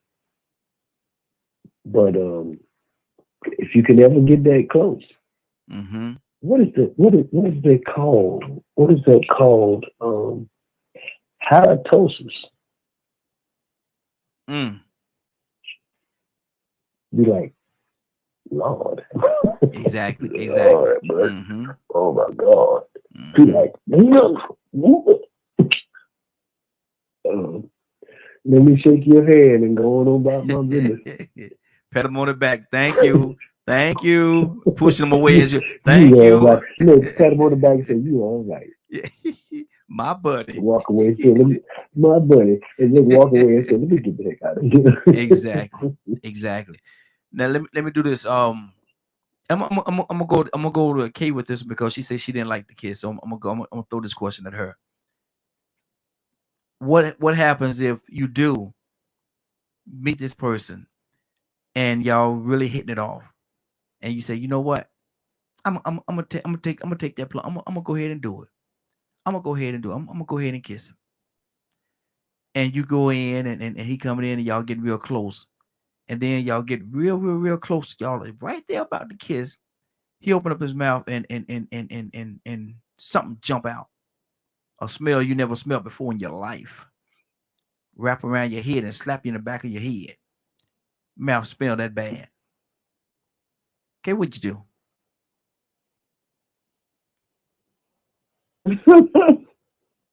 Woo. She said, "Ooh." She said, I'll probably put my hand between my mouth and his mouth and tell him that's a no-no. I don't know what's going on, but that's a no-no. But y'all were going in now. Y'all were going in. Y'all had got, so close that the lips are almost ready to touch. He ain't even got to be that close to me, because if we're on a date, in order for us to get that close to each other, I've been and smelled your breath. So I'm not even going to get that close to kiss you. Because I already know. It don't take that long. A person be standing there right next to you, talking to you. You're going to smell their breath. If it stink. If it stink, it stink. Like, I don't do cigarettes. So when people come around me and they've been smoking cigarettes talking to me, I'm like, oh, Lord, I can't do the cigarette smell. I ain't smoked no cigarettes since 2 hours ago. Well, it's on your breath and it stinks.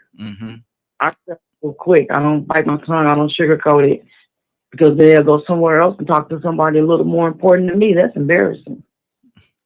Lord. So I'm going to stop so that you don't go embarrass yourself out there in this world. Here's some gum. Here's some tongue things.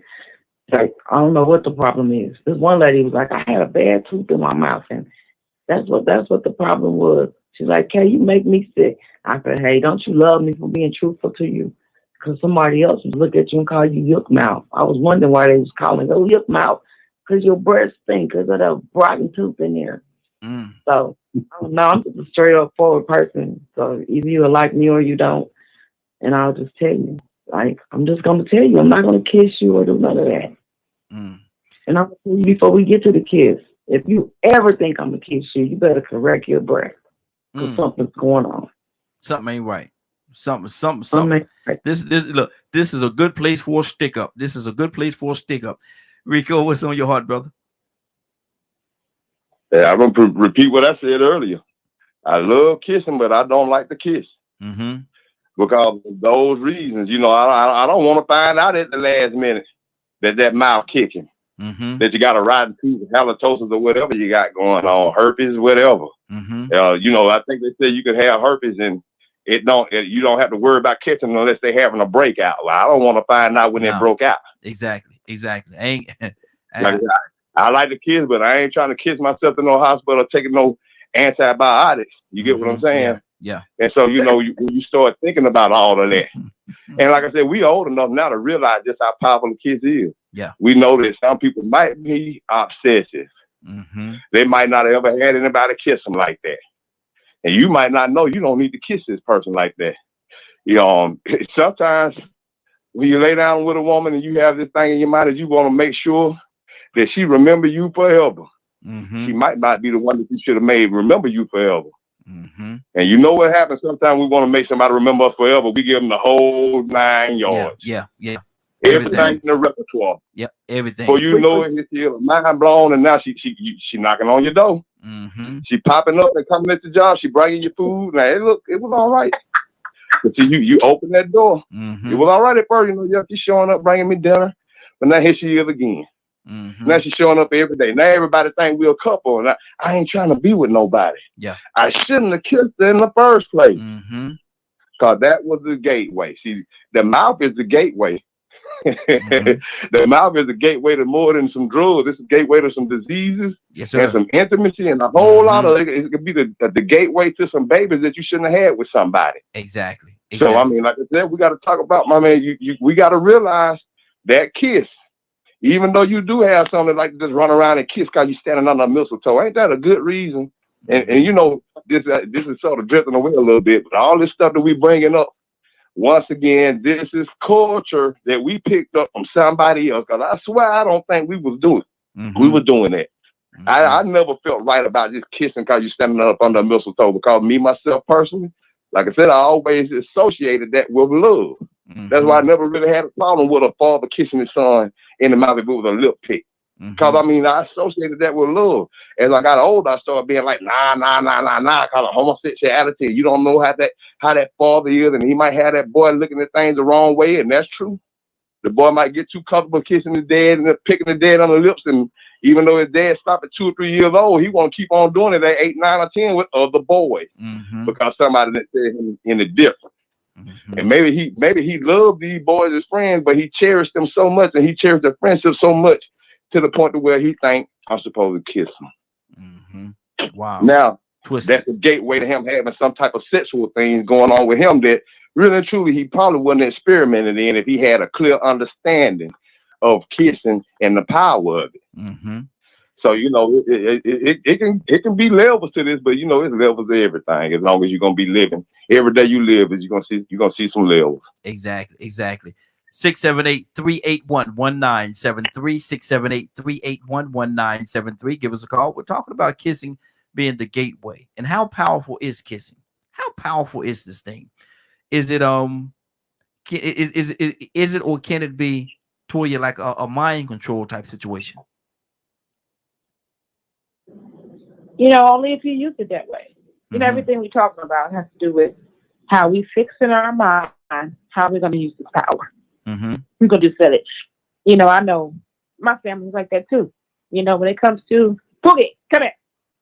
When it comes to, you know, intimacy, yeah, there's a certain cutoff age, kissing people on the lips, but we are taught, you don't kiss other men on the lips. You know, I'm your this, I'm your that. But even at that, as a family, as we evolved and we saw things change, right? We started to express to them, you know, no, we don't do that. Well, why you don't? Well, because, you know, it's just, we can't do that. You know, just because it's that and third. You know, people look at it this, that, and third. And being honest is the key. You know, that's one thing why I feel like the truth will set you free. And certain things your family might not have to be entertained by is when you're just honest with everyone about everything. You know what I'm saying? Yeah, we used to do that, but we can't do that no more because society or people or this, that, and the third. You know what I'm saying? Oh, I can't come over, or me and your mommy don't get along. You know what I'm saying? We have to be honest about every single little thing that goes on, whether it's rape, molestation, or whatever, and explain it and teach. This is why we're evolving. This is why we're growing. And that kind of respect right there, it helps us see clearer, and we won't be like having these conversations right now because Mm-hmm. it'll be explained. You know, I'm your father, you don't kiss other men. You know what I'm Mm-hmm. saying? At Mm-hmm. 0, 1, 2, 3, 4, that's your life. You just made that right there. So of course I didn't want to kiss your baby boy on the lips, your baby girl on the lips. And then when they get a certain age, but you need to be explaining, now you don't kiss your uncles. Mm-hmm. Nah, you don't kiss, you know Exactly. what I'm saying? No, you don't do it like that now. You know what I'm saying? Because I made you, so I get that. But even sometimes you lose that along the way. You know what I'm saying? Because they growing into their own thing. Like, nah, I don't want to kiss that little knucklehead. Nah, man, get out of here. I don't want to hug my father. I want Mm-hmm. to, that's for girls too. No, daddy, don't be hugging me in front of people, Yeah. daddy. Yeah. You know, and that helps us start to let go and get further away now too. You know what I'm Mm-hmm. saying? Because Mm-hmm. I'm supposed to be hugging both friends now and not my daddy. So now we get a little shame and shy to be doing this because other kids and other people don't do and live like that. You know what I mean? And Mm-hmm. but again, when you honest and when you truthful and you do it all out of love, we're gonna understand and we're gonna be able to navigate through this world safely with no harm. And I have no issues like what a lot of the things that we see right now in 2021. A lot of things are not only over sexualized, but I think we left a lot of space for these younger people to fill in the blanks, and they fill in Mm-hmm. the blanks with whatever they chose. Exactly. Exactly. That's good. That's good. Tucson, talk to me, brother. Yeah, this is. I just think about how it all begins, and to get that close, you have to have somebody in your space. They really have to be in your space. Mm-hmm. Um, I can't get off my mind. I don't know if this is off, way off. I guess I don't know if it's off or on, but you know, I can't get off my mind when the Judas incident, when the ultimate way of betrayal is he says, when I kiss. Mm. So to be that uh, of the emotions that you have with that person, and he's like, he's the betrayal, and he says to him, he says, "You mean to tell me you betray me with a kiss?" Mm-hmm. Mm-hmm. So Mm-hmm. when we look at the power of just the kiss Come on. in any relationship, that's the beginning of a connection that can go anywhere Mm-hmm. in any direction we can possibly think, because case is like, no, no, Mm-hmm. because I'm not going to let you get that close to me, because I'll find out. We talking about some things that we can mention. I mentioned, Tony mentioned. You can find out some things about people that you probably don't want to know, Yeah. Yeah. because people kiss their mouth, they dog in their mouth, Mm-hmm. and do Mm-hmm. some other stuff. And Mm-hmm. so, just the power of, possibly might be a drug, Mm-hmm. because it can take you in any direction that you possibly wanted to go and didn't want to go. And didn't want to Either go. way. Exactly. Exactly. Wow. Okay, what you talk to me, sis?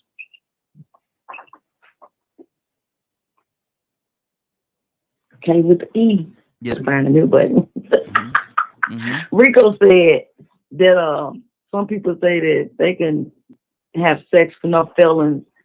That's so true. These people sit at my table and tell me that. I said, well, I can't. And they can just kiss. Kissing means nothing to them. So we got some people out there, they can just kiss and it don't mean nothing. They don't care. It's just a kiss. And Mm-hmm. it ain't just a kiss though. So I don't know. And you can definitely catch stuff. I know this guy had whatever they call it.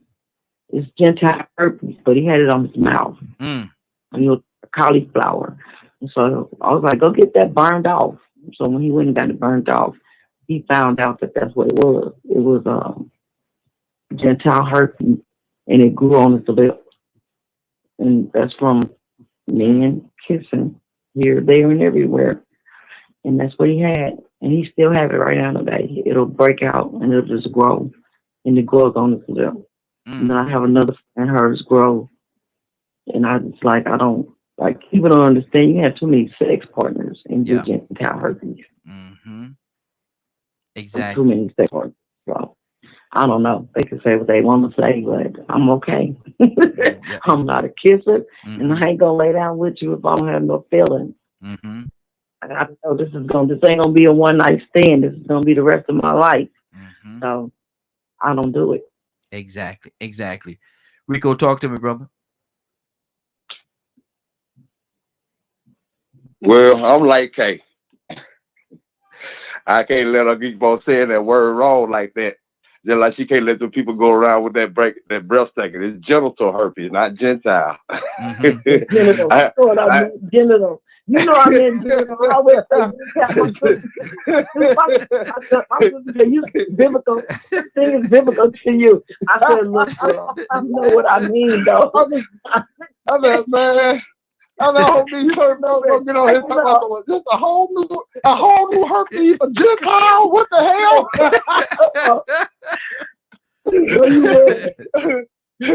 Man, I gotta see if I come down for that one a little bit, man. Come on, but, that I do know, but I always say Gentile herpes.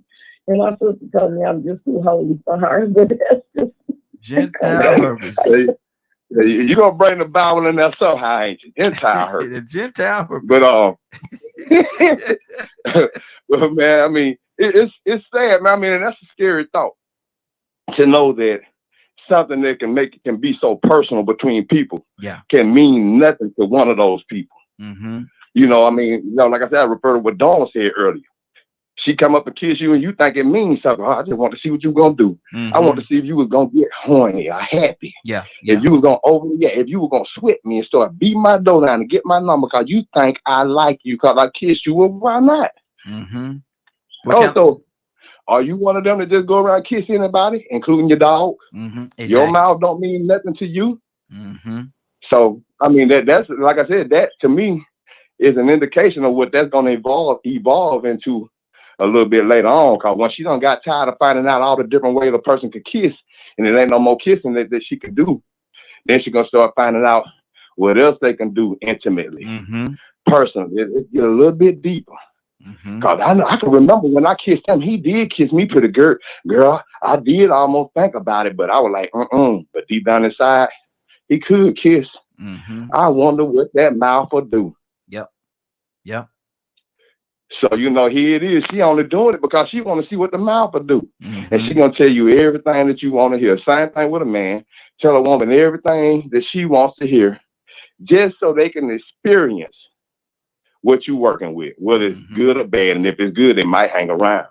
For a little bit. But, that's how power is. It's power. I mean, they don't respect the power of it, but they using it. They know the power of it because they use it for bait. Exactly. Toya with a T, talk to me, sis. What's on your heart?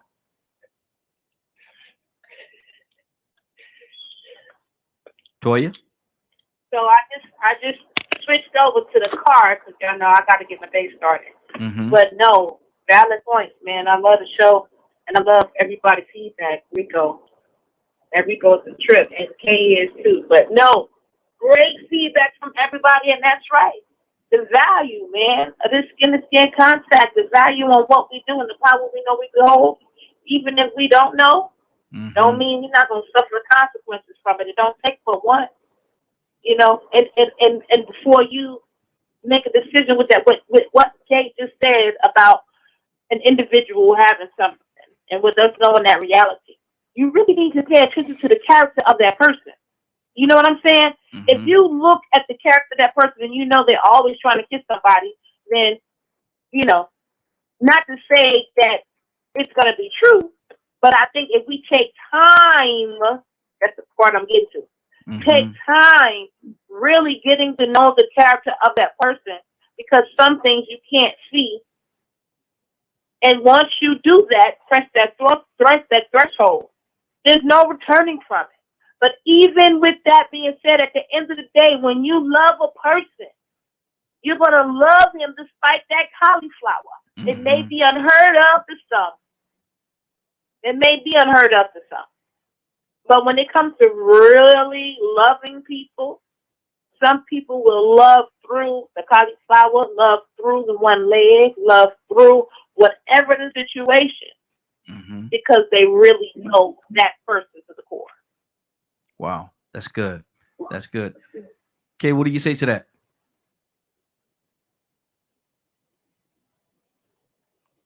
Kay and that doggone mute button. Lord, my Jesus. Kay with the E. Rico, talk to me, brother.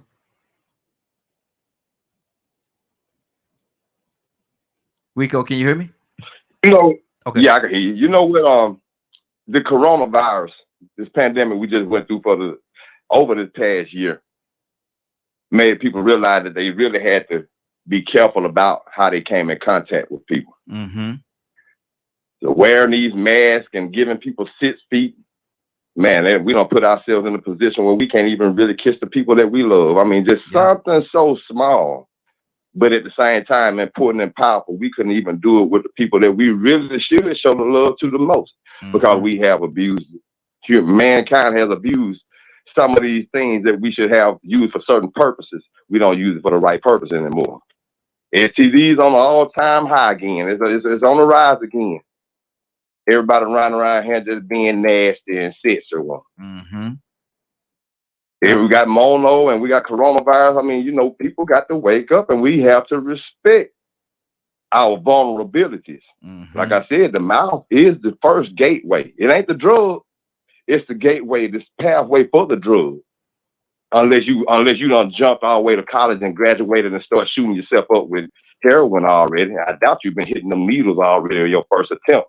You probably gonna put something in that mouth. What will that mouth do? What will that mouth do? What's gonna come out that mouth?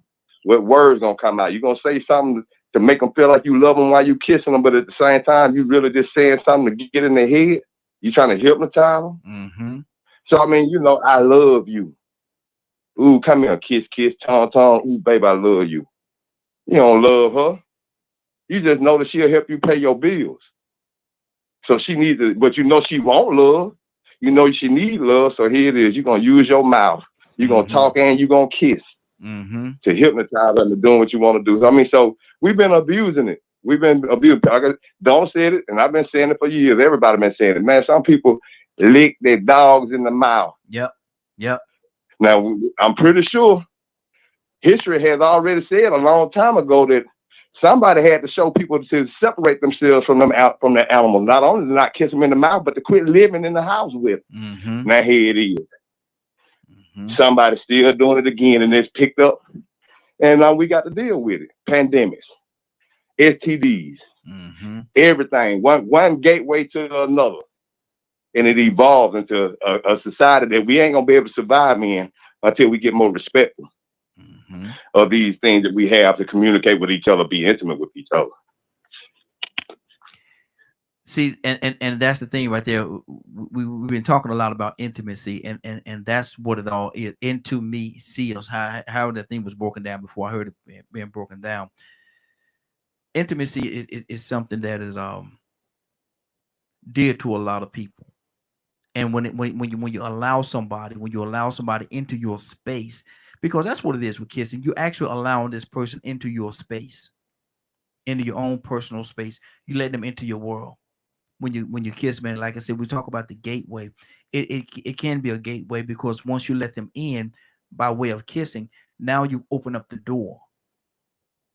So what exactly is next, and what are you holding back, if anything, Toya?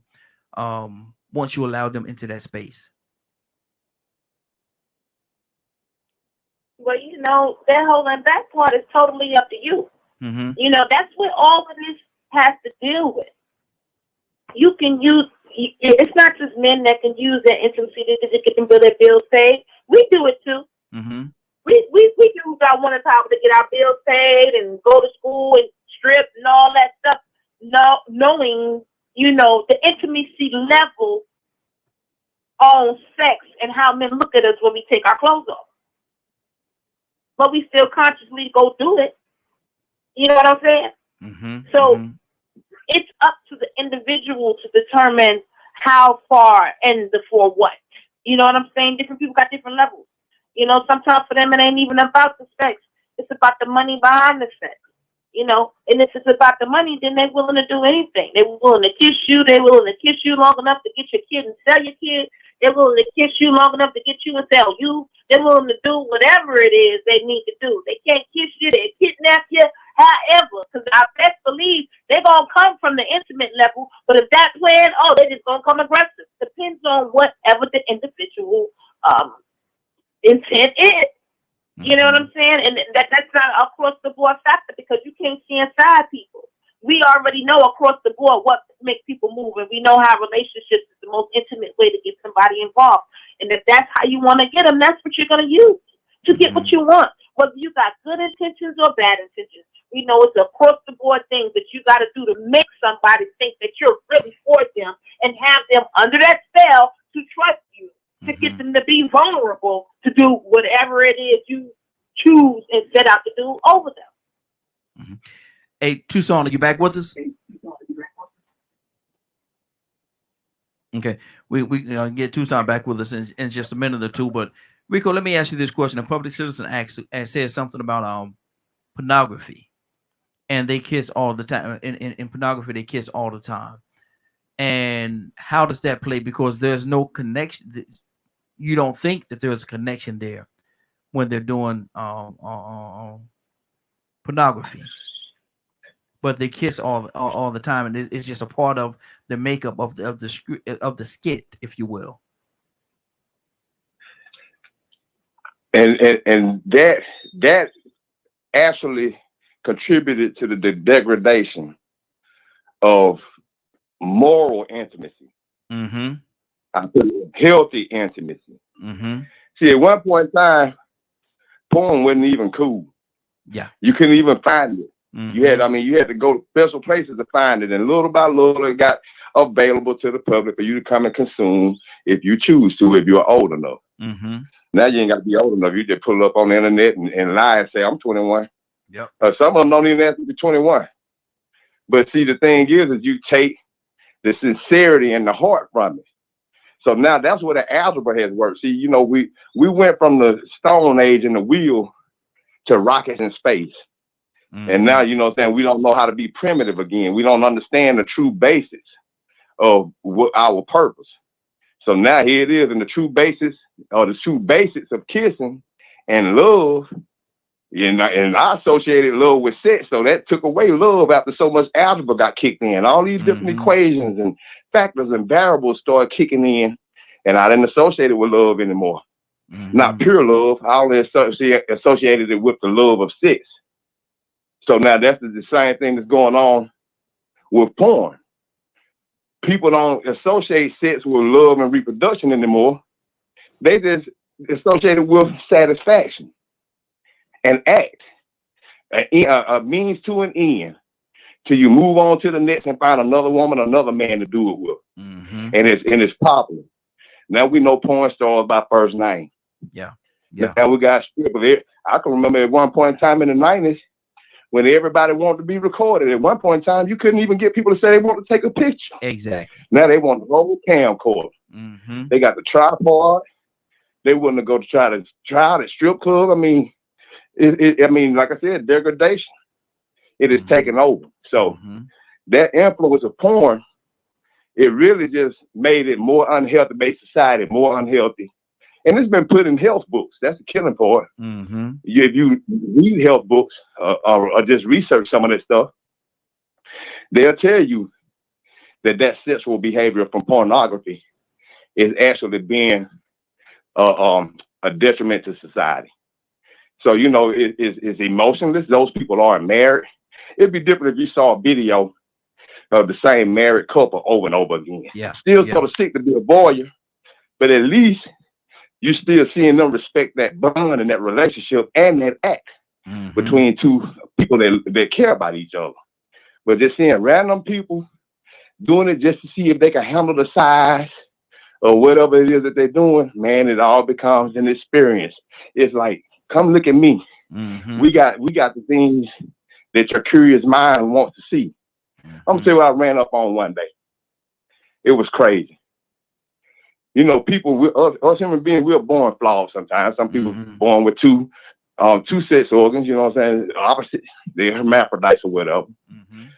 Well, it was a man that had two penises. And he wasn't, and this wasn't on a medical research video. This was a porn video, and he actually had women that wanted to make the video with him to see if both of them worked. Two fully grown penises stacked on top of each other, man. Not implanted, no surgery, born with this deformity. Notice I said deformity. Yeah. But it became delicacy, even though it ain't a food.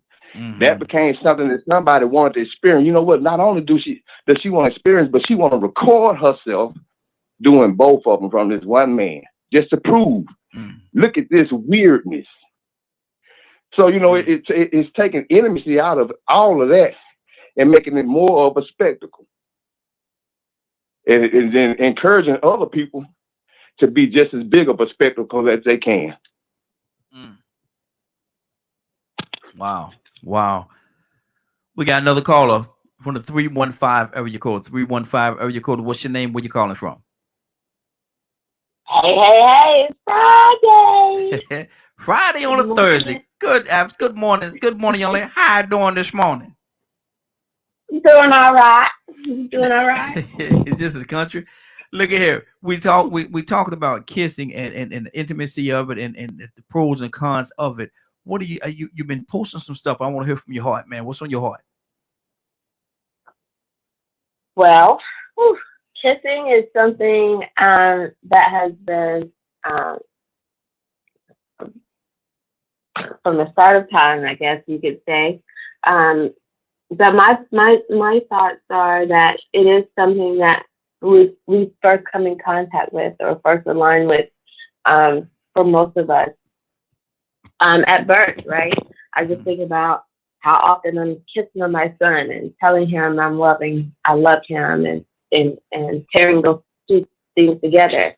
And listening to the different conversations and perspectives on it, you know, it's going to be that feeling of love and that there's a word for it I can't think of right now, but that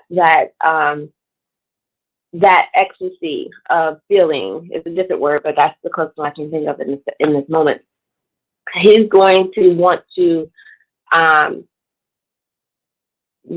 match that in a way when he gets older of that level of love, like of security and assurance with whomever he decides to be with. And, you know, we know that kissing is probably going to happen long before, you know, he gets married. So it's not something that I can be like, well, don't kiss anybody until you get married, as much as I would like to say that. Kissing is going to occur. But I would like to think that the purity of it would outlast the action of it by him being very mindful of how frequently he's kissing somebody. Like I was talking to him this morning because the radio, he was listening and to some of it before I put my earpiece in.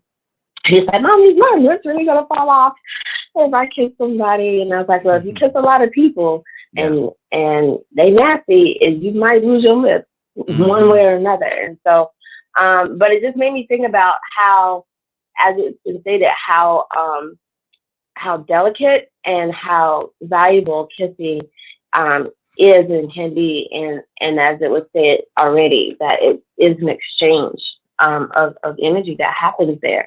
And then you have to be mindful about what you're communicating when you kiss, because what it means to you may not mean the same thing to somebody else. That's good. That's good. Let's go. K with the E, you back with us? Euphoria. That was the word I was thinking of. Euphoria. One of them big old words. That's one of them $20 words right there. That's one of them $20 words. K with the E, you back with us? Okay. I want to do something and change the topics for a few minutes because I want to address. We addressed it a little bit earlier, but I want to see y'all heart and how y'all feel about it. We go. Yo. The president of Haiti was assassinated yesterday, I think it was. Yeah, I saw that.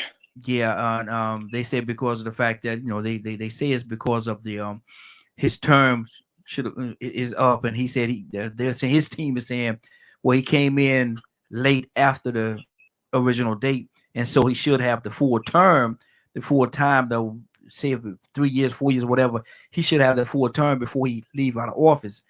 And it became a disruption, and because it was a disruption, the other party came and shot and killed him and shot his wife. She made it. She's still in the hospital. They say fighting for her life. But what do you in this whole situation, Rico? What do you see? I'm gonna be honest with you, man. I think it was an inside job and outside influence, as always, that enables that type of stuff to happen. They cause insurrections and they overthrow governments, and sometimes they do it from the inside when they don't use their own bombs. They just use money and bribes and the promise of riches. Hey, you go ahead and take over. We can help get Haiti out of this bondage that she's been in for the last 100 years. We know y'all still suffering and paying France. Well, maybe we can help y'all if y'all get him out of office. So now here it is, with the brutality that they get him out with. That's the thing that makes me think, okay, it may have been an inside job because they didn't have to kill him. They didn't have to assassinate him in that way. Exactly. And I think about assassinations. I think about heart attack guns. You get what I'm saying? Yeah. And who creates those things? Who likes to do things behind the scenes? So I really don't think that was a home job. I think that was an outside job, committed. Well, I ain't gonna say outside job. I'm an outside influence job, committed by people on the inside, giving access to maybe guns or just technology to be able to get to them like they did. Maybe they paid some of his guards to back down. But it don't smell right to me. Now, do you think America has something to do with that? Yeah, that's pretty much what I'm saying. Yeah, I just want to make it. I knew that, but like I said, I want to make sure that a lot of the listeners might not have caught up on what it is that you were saying. So I want to make sure that I made it clear to them as well. Friday, what do you say to that? What do you think happened over there in Haiti? It's actually, I don't really do news, so this is my first time even being informed about it. But I don't know. I mean, it's tragic, but I don't have an input. So I don't know much about it. Okay. K with an E.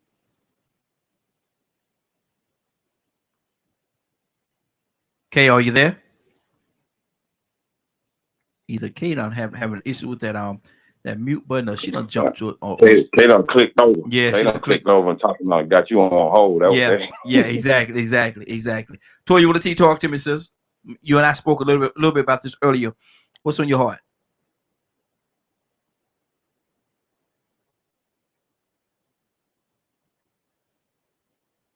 Toy done clicked over too. Lord Jesus. Well, I'm at the Doc Day Pay, Rico. I'm at the Doc Day Pay, I'm man. sorry, y'all. I'm at Chick-fil-A. I'm at Chick-fil-A ordering. I y'all on pause. I'm hungry. Yeah, I got you. I just got waited on by the most beautiful, most perfect cashier ever. Precious. Thank you so much, sweetheart. Have a great day. Yo, Chick-fil-A has the best service ever, man. Absolutely. Oh my gosh, Absolutely. What do you think about Haiti and the situation that's going on over there right now?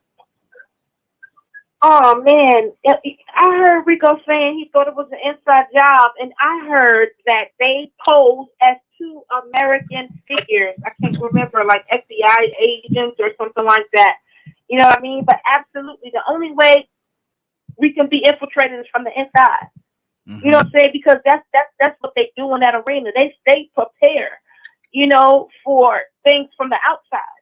So whenever you see things like that happen, just like in Washington, you know it's from the inside. Because that's our job to protect. You know what I'm saying? So it ain't until somebody on the inside feel a kind of way decide to want to help overthrow for whatever reason. You know what I'm saying? But again, you know, unity is the key. You know, and the reason, like the story you told earlier today about Haiti having some things they were challenged with from a war perspective, and they conquered, you know, big armies, as small as they were, even though they had fewer people. You know, but when God is with you, you don't need no help from nobody else. You don't need nobody, oh, well, Putin said he's going to give us X amount of da-da-da-da. Well, you already know you won the war. God is already with you, so you just need to look for allies who are going to be on the up and up. And 9 times out of 10, it's not going to be with them ultimately telling you to assassinate someone else. Trust me, they'll come for you too. But we already know how this story goes. We already know what it all means. And absolutely, infiltration on the side. And again, my prayers can only, you know, reach out to them over there and hope that they still stand united and find out who committed this atrocious crime and get them out of there and not let it change, you know, the entire structure of who Haiti is and what they really stand for. Exactly. Public Citizen said this right here. He said the suspect was described as foreign nationals and that they were mercenaries. The group spoke in Spanish and English. Rico? I mean, it's been proven time and time again that the CIA operates on in other people's borders. A few years ago, it was about 4 of them got killed in China in the ocean. They rented boats out and they put on this big facade for over a year and a half, 2 years that they were fishermen. You know what I'm saying, exporting fish, but really and truly they were over there doing CIA work. And Chinese government found out about them. You know what I'm saying? The people that were monitoring them and keeping up with them, they just disappeared off the face of the earth, and it went swept up under the rug until some people spoke up about it. 4 people, American human beings, working for a covert, doing a covert operation on behalf of a covert organization, and they just died. And so, you know, when you look at that game, that espionage game, so you know when you talk about what happens with Haiti.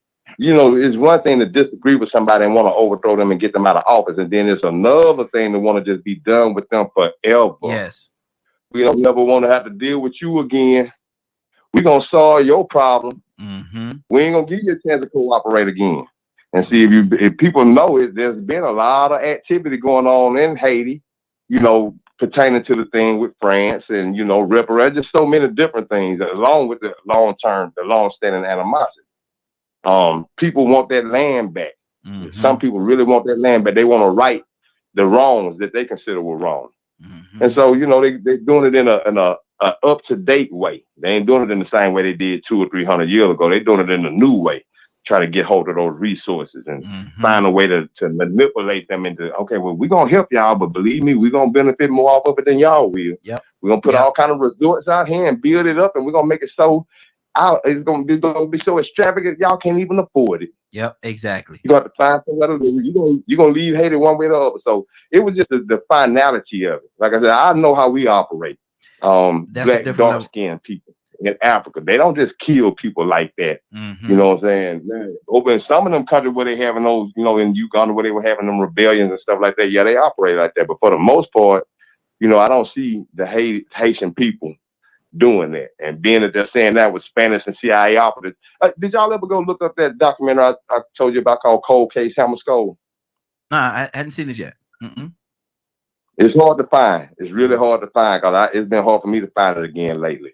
But man, these people, they operate all over the world. You know what I'm saying? And the only reason this case was uncovered was because the CIA went over to Africa and caused, got a few people to bring them Patrice Lumumba. And then they killed him. They killed him, and not only did they kill him, but they destroyed his body to the point where there was no trace he ever existed. Wow. Overkill. They didn't want. Not only we gonna get you and handcuff you and imprison you. We don't want to imprison you. We want to take you all the way out from here to make sure we prove a point. We will make it to the point where there's no trace that you ever existed. In another 200 years, your name will be a myth, just like they're trying to say Nat Turner never existed. One day they're going to say Patrice Lumumba never existed because people over here don't even know about him. But guess what? These white people in the CIA did. Oh, yeah. Americans. Absolutely. Toussaint, what do you say about that? When we're talking about this, the situation that happened in Haiti, what's on your heart, Toussaint? Recent, you know what? Because I'm missing the whole thing. No, the Haiti president was killed. He was assassinated. He was assassinated. He was assassinated, and his wife is in the hospital right now fighting for her life. Really? Wow. President. Yeah, ain't that something? I mean, you know, people, and I guess that would say that you're not that protected. If they want you, they can come get you. Wow. And so, but you know, I'm Haitian, right? Yes. Can Yes. you tell it in my voice? Yes, sir. I can hear it. I picked up on that. That's not country. Of course, but of course not. But Mississippi. But oh man, you know, just like people have a tendency to do you in because they want the power. They want the authority. And you know what? And I just thought about this. I don't know how we got on this subject, but you know, we go all over the place. This like way out Wednesday, Thursday. Way out Wednesday, Thursday. But you know, we wonder sometimes if this country ain't got nothing to do with it. Yep. And because we always, you know, I got our hand in something. I'm just saying. And that's actually what Rico was saying earlier, that America had a lot to do with it. They went over there and did what they do,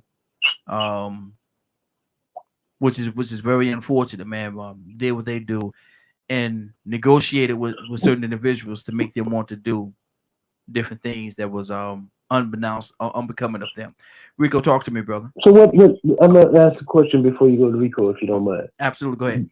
What is Haitian a part of, as far as is a whole area just by itself, or are we connected to Haiti in any kind of way? What is it? I don't think we're connected to Haiti in any kind of way at all. Haiti is and one of the things I love about it, man. They have such history there. There's a lot of history there, and Haitian people are very strong people. In that, even when back in the day when they were trying to be when they were trying to take over Haiti, the Haitians fought. They fought back and ran them up out of there, man. And from that day on, they've been trying to paint Haiti as a terrible place, as voodoo capital, and all kind of. They try to put all kind of bad stigma on Haiti, simply because of the fact that the Haitian people will not stand for them coming over there, taking over their land. And they fought and won. Man, Haiti has some great history, man. But go ahead, brother. No, yeah, you was going to Rico. Okay. I was just saying, you know, but if you look at the history, you'll find out some stuff. They weren't no joke. And you know what? And I'm not going to. I just want to say something. It shows that you don't have to be a mighty nation. You just have to stand. That's what you have to do. You have to come together and fight back. Mm-hmm. Exactly. You can win. So we have examples that we don't have to take anything. Yeah. Yeah. Exactly. I'm gonna read what Public Citizen wrote here. Then Rico, I'm coming to you, and if you like, you could comment on it. But he says, "My feelings." The write is a little small here. My feelings are these kinds of things. On these kind of things is like you all are seeing. The CIA and America's interests are always involved in some way. The thing is, all of these non-white countries are struggling because of exploitation of our country. I'm just saying we need more justice across the globe. Rico? I mean, he hit it on the head. I mean, all of these dark nations are exploited across the globe. All the dark nations are exploited. Most of the nations that don't have good, clean running water and got babies with flies around the mouth and belly swollen, still Africa. You know what I'm saying? Still Haiti. The boo-boo hole countries that Donald Trump put in the category, dark nations.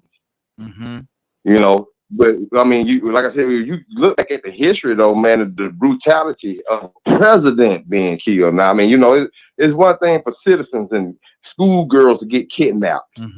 They still might not get killed. But for a president to get touched, like I said once before, we got to start thinking of another way of survival and dealing with these people, because when push comes to shove, they don't care nothing about morality. Exactly. They throw the Bible out the window. They throw God all the way out the window. And if you are president of a country, you know what I'm saying, and they can get to you, they'll let you know that it don't matter if you become Bill Gates rich. You know how we always be talking about, black people be talking about, we need financial literacy. We need economic stability. Man, they gonna tussle us and Wilmington us as soon as they feel like we gonna get away from them and they can't eat. See, the reason why they won't hate it might seem strange, but if you look at what kind of value of any would Haiti be to you, to the United States or any of these European countries, and that would be to build another port. They already got a domain over Puerto Rico. So you split the other half of Puerto. What's on the other side of Puerto Rico? The Dominican Republic. Haiti on the other side of the Dominican Republic. Yes. Okay, so you know, just think about having control over Haiti instead of, you know what I'm saying, having all that access to the Dominican, but having the access to the entire island. They might need to move some people out the way. It might be some oil over there. I think I heard something about that about a year ago. Might be some oil in Haiti. They got resources, but why won't they utilize them? Because won't nobody shop with them, because they want to make sure that they don't have to deal with those black people in those boo-boo hole countries. See, they only boo-boo hole countries because somebody wants them to be boo-boo hole countries. Yeah. And they want to take every resource that they have and manipulate it for themselves. I was looking at this guy last night from here. His family has been in the jewelry business since before I was born. And he put a picture up on Facebook yesterday, him and his son all over in I think it's South Africa, at the De Beers Diamond Company, picking out diamonds and walking through the facility, showing how they make them. Europeans from Alabama, all over in Africa, smiling and looking like devil. Man, if you'd have seen the look on his face, looking at them diamonds, he just thinking to himself, look at that, all that money. And the real sad part about it is diamonds have no true physical value. None. They're only aesthetics. But they made it valuable. The diamonds wasn't even valuable, wasn't valuable until they came around and said, well, we're going to make these and put them because we like the way they look. So now all of a sudden you got people filthy rich and killing folks for diamonds. Blood diamonds. So I mean, you know, we've been manipulated, man. This whole existence that we are living in, man, is so full of bamboozlement, it ain't funny. But you know, it's time for us to actually read in between the lines and understand, or ask ourselves why when we see some of the stuff going on. Haiti's president got assassinated. Why? Who would that benefit the most? You might say it benefit a certain group of people in Haiti. Well, look and see who they're affiliated with and how it would benefit them. And I guarantee you'll find some pink little hands coming in, finding a way to exploit them and to make it look like they're helping Haiti, but really and truly they the ones benefiting the most. Follow the money. Follow them. Follow in the situation that you're in. If you follow that trail of money, you'll figure out what it is and who's really behind it. Just follow the money. Toya with a T, talk to me. No, absolutely. Everything y'all just said was right. Who and why. Mm-hmm. And that's something, you know, I mean, hey, I hate to say it, but even though we're in the U.S., this is what they do. Just the course of us being where we are. And we know they ground balls. Mm-hmm. You know, they ground balls for the sake of us to have this. But at the end of the day, we're going to have to fight for humanity. These rules and regulations are not for just United States citizens. Mm-hmm. And I think it would be very unfair to think it was, because when those forces join together, it's going to be for all citizens. The narrative is always to think isolation. The narrative is always to make it seem like we shouldn't care for the next country or the next person or whatever. But the fact of the matter is, the diabolical forces against the non-diabolical forces. You know what I'm saying? And we must make sure that we're prepared and fight for these other avenues, because trust me, trying it with Haiti or trying it with someplace else, that's just a test or a matter of time before they decide to say they want to try it on their own citizens. Mm-hmm. You know, whoever, you know, may decide. Because China got stricter rules than the U.S. Russia, you know what I'm saying? Mm-hmm. So when we start seeing things and they entertain the thought of Americans being involved, that's when the American people need to be getting them, being nosy too. Like, yo, what's good? What y'all doing? Because our leaders can't get it together. We need to be getting in there and say, okay, well, we need new leadership, because this is who we represent moving forward. Then, yeah, we need to be, you know, a positive voice across the globe. You know what I mean? Mm-hmm. But no, Rico, you're right, and everybody hit the nail on the head. Good deal. Good deal. Gonna keep this thing going. Let's go to Friday. Friday, what's on your heart, sis? Just becoming informed, but just speaking on motives and intentions as a whole.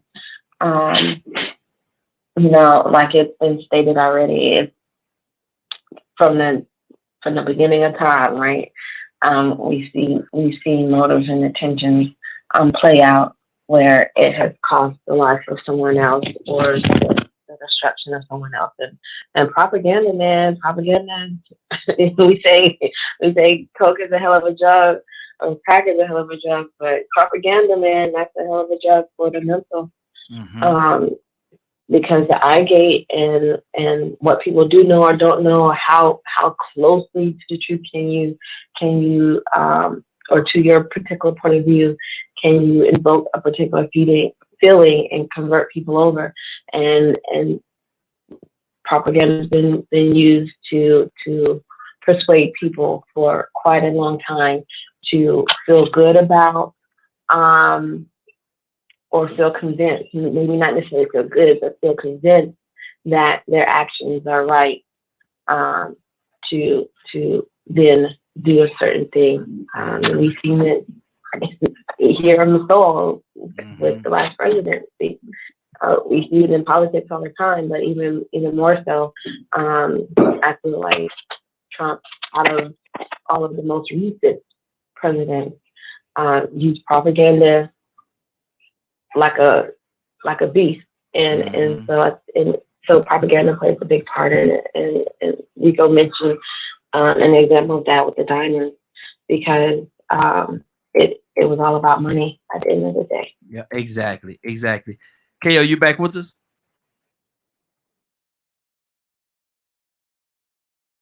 Hey, are you back? Yes, I am. Lord, my Jesus. What are we gonna do to you? Look, Rico, what are we gonna do with her, man? Just keep loving me. I'll be okay. Lord, my Jesus. But listen, we're talking about Haiti right now. You know, the president was assassinated yesterday, and his wife is actually in the hospital fighting for her life. What do you think is behind all that?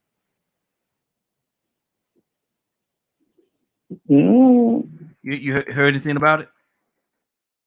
I haven't heard anything about it. Actually, I didn't watch any news yesterday. I didn't even put my TV on yesterday. Oh, okay. I was out into the community doing stuff. So even the people in the community didn't even say nothing. I ain't heard nothing about it. So I'm like, did he? Is she? I'm listening. Mhm. Y'all got me cutting my nose on trying to see if they talking about it. Yeah. He was actually Woo! he was You assassinated. know, Mm-hmm.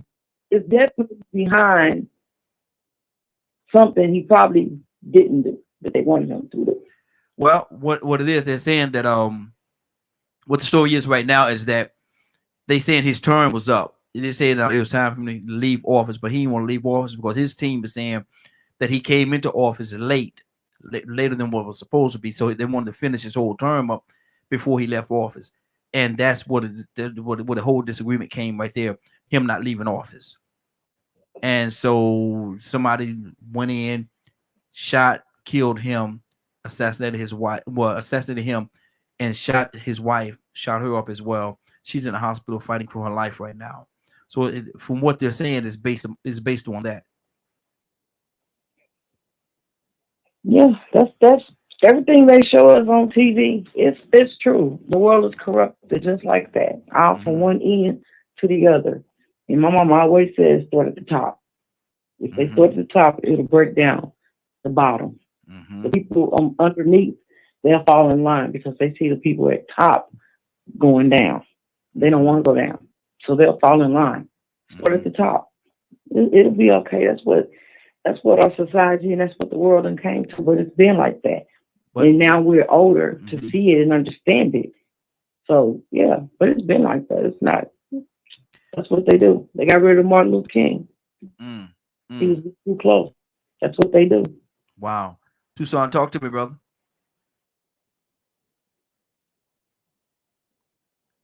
Tucson, you there? Rico, talk to me. You know, to the common man, common person like all of us, the world seems like a very big place. But to those movers and shakers, the big power players, it's a small world, that's all. And it ain't nowhere they won't go and make something happen that they want to happen. Like I said, I just saw yesterday the guy from here that's all over in South Africa looking at the Beers Diamonds at the facility. I mean, he's an old awkward looking guy too, but he got power, even if it's local power. Y'all don't know nothing about this guy. Is 100,000, 200,000 more of those around this country alone. Not to mention in other countries operating off blood diamonds and stuff. But guess what? We like those diamonds. The rappers tell us that you ain't hitting on nothing if your diamond's cloudy. If they ain't big or you ain't got a whole necklace full of them, you know what I'm saying? So we like those things.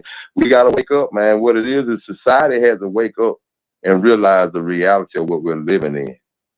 The atmosphere. Spanish and American speaking mercenaries. That sound far-fetched, sound like a movie, the song, but what you think? These people that go and get trained to go to war and to snipe people from 2 miles, you know, they become specialists at this. They become passionate about this. This is what they are. The best thing that they're at is killing people. What they gonna do when they retire from the military? Who's gonna hire them? Where are they now? All of them ain't just working with Blackwater. I mean, you got some real highly trained killers. They dangerous. They kill you in so many different ways and sneak out and be in another country within 2 hours and don't nobody even know that they even came in your house. It won't be a clue. They can jam your technical equipment, your cameras. They can hack your phones. They got all kind of access and they work for very rich, powerful people. And we don't understand that life even exists in real life. We think that's just moving in Hollywood. No, you got real people walking around. Sometimes you pass by them in the mall or you pass by them in the grocery store and you don't realize they got this kind of money, they power. Yep. They got mercenaries, hitmen. That's why, think about how I wouldn't be surprised if the same person that killed Martin Luther King wasn't the same person that killed John F. Kennedy. Yeah. You know, it's been documented that President George Bush I and Prescott Bush, his father, had a hired mercenary that was, a well-trained killer that was his job. And not only was his job to kill people, but he also made deals, overseas deals Mm-hmm. with foreign entities. Mm-hmm. And if they didn't cooperate with him, it was people overseas that died too. And his name has been released, but some people don't read into that type of stuff. They don't dig and find out who and why. Who benefited from John F. Kennedy dying? Who Mm-hmm. benefited from Martin Luther King dying? Why did all of a sudden was it important for him to die now when they could have killed him so much earlier and so much sooner than they did? Mm-hmm. Because he started talking about certain things that was going to interrupt certain people's business. Yep. Exactly. So when you start talking about foreign relations, foreign business, and military and ports and stuff like that, man, all these people that's shipping resources and goods from country to country, they got people on deck that will kill you if you interfere with their money, because they making billions. They're making so much money they ain't even documented on the Forbes list.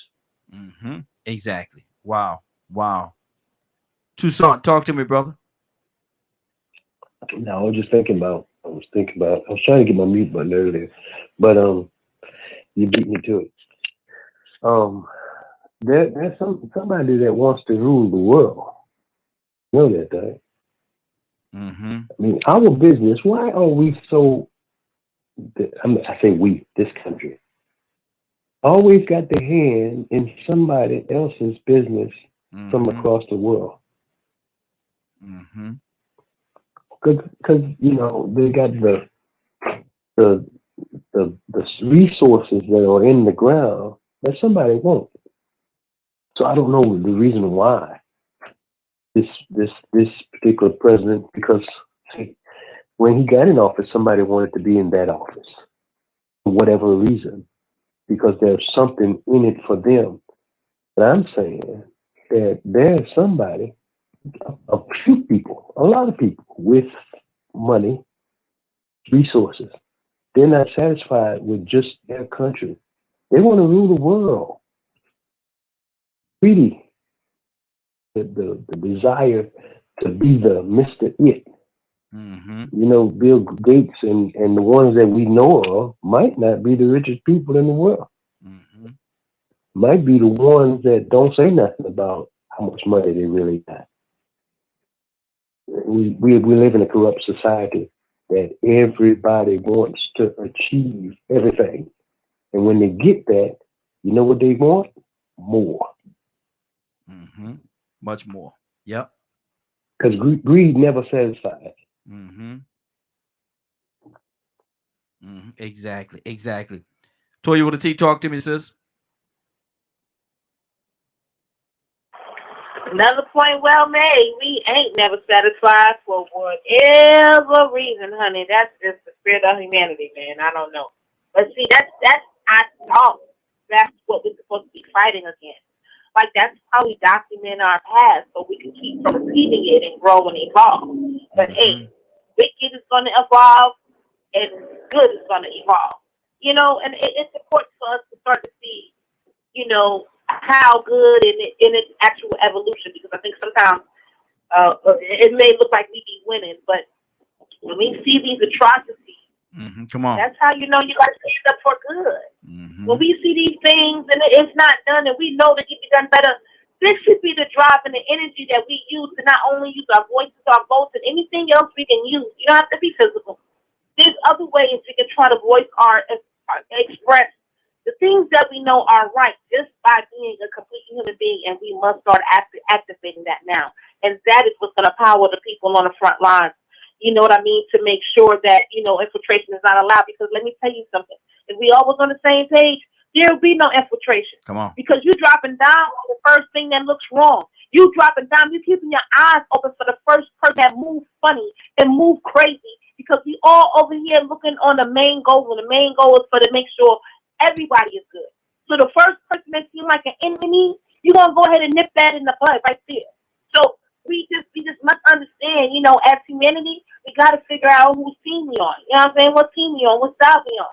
And we gotta make sure we can't get caught slipping and let infiltrators into our camp and not hold them personally accountable. And that goes to America too. Just like the people with the infiltration of the White House.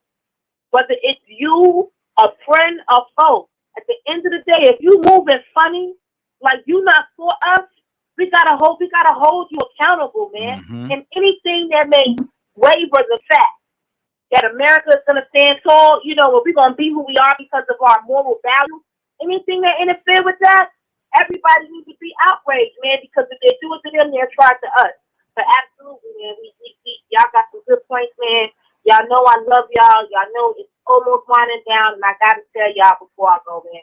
I love y'all so much. Keep up the good work, man. Keep up these types of conversations because they're duly needed, and I think it just helps us get to express more love for each other, man. So I appreciate y'all so much. Hey, likewise, sis. Likewise, definitely. It's 57 now. Time for us to get on out of here. Let me go to before I do that. Let me go to Friday, and I'm gonna touch you before we get out of here as well. Friday, what's on your heart? Just grateful for today's conversation. I think it was entertaining and informative in regards of perspective of kissing and that exchange, kiss don't tell. And then also in the latter part of discussing the national security issues that they're having in Haiti with their top leadership being assassinated. Mm-hmm. So I just say stay vigilant, keep your head on the swivel, and pay attention to the world around you. Mm-hmm. Wow. Public citizen said, why won't God give Haiti a break? Rico? Yeah, that's well, you know, that's a deep one now, man. You know, it's hard to even try to respond to that one. You know, man, yeah, that would be a question to ask somebody that really is a big page turner. Mm-hmm. You know, I would have my own beliefs on that. You know, me personally, you know, I think inside of us we have a God conscience that guides us. But if you ask me, really and truly, what I believe, I think, you know, He done gave us everything we need to do to survive, and it's up to us to live righteous, or we gonna perish. We out here on our own, mm-hmm. because we got everything we need to survive. Mm-hmm. So, I mean, some people might look at that wrong, but I'm not looking for Jesus or God to come out the sky. I'm looking for Him to stay within us and show us that we should be doing better. So, with that being said, going back to the gateway. Mm-hmm. Kissing, the gateway drug. Yeah. A gateway is an open door. You open the door for certain things to follow to come in afterwards. So now as human beings, it gets to a point where we got to start asking ourselves, when we look at the things that's going on and we see that it's dysfunctional and we're unhappy about it, how did the door get open for all of this to happen? Somehow it had to trickle to this. It had to evolve into this situation. And once you realize that there had to be certain doors open for these situations to even come to fruition, we got to start saying that we got to stop participating and partaking in some of these things that opens these doors that goes against our best interest. Because everything that you see is going on now, we're in a weird predicament. It's 50-50 of how we're going to survive. You know, what is the future going to look like? Does the future look bright, or does it look like it is in flight? And the only way we're going to continue to make it look bright is we got to stop participating in some of these things that we have embraced. We got to find out whether we open that door and kick that gateway drug to the side so we are respected a little bit more. Mm-hmm. Mm-hmm. That's good. That's good.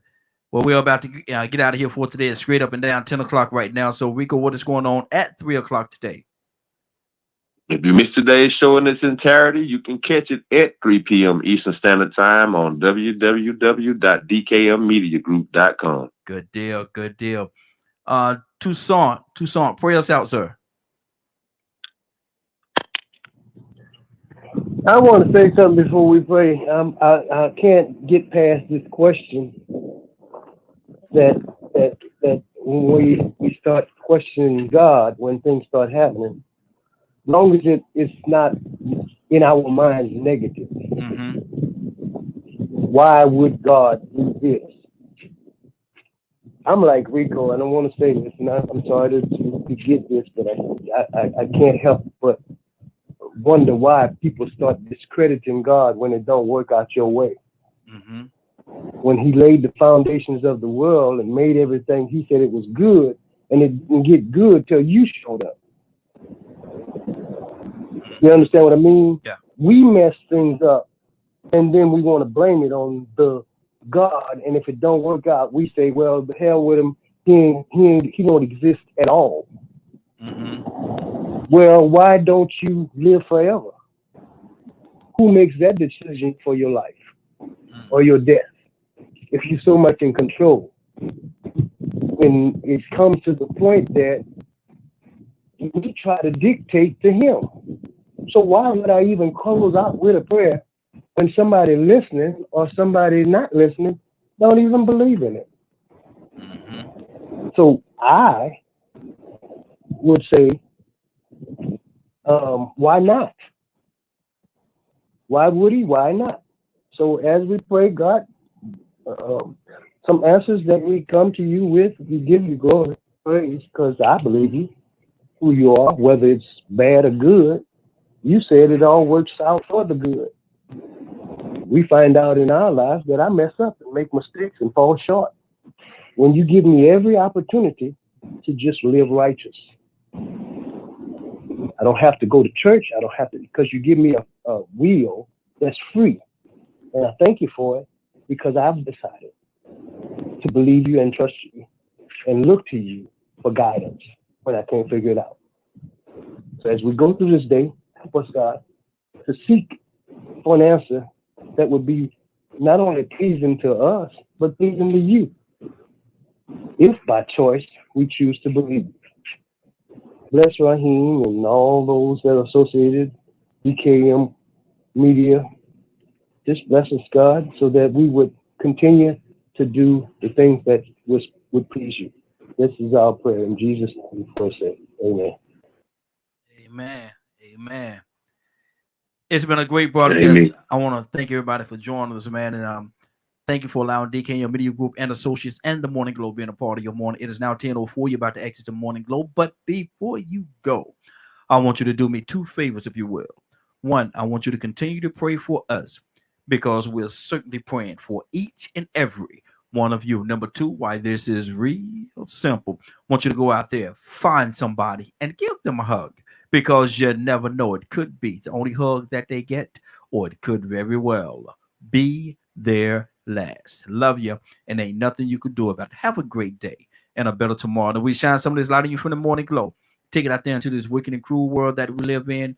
Yes, this wicked and cruel world that we live in. And let your light so shine. You'll have a great day. If you get an opportunity, give somebody some love. You just might find some love in return. Won't that be a beautiful thing? Take care of each other. Be blessed and have a great day.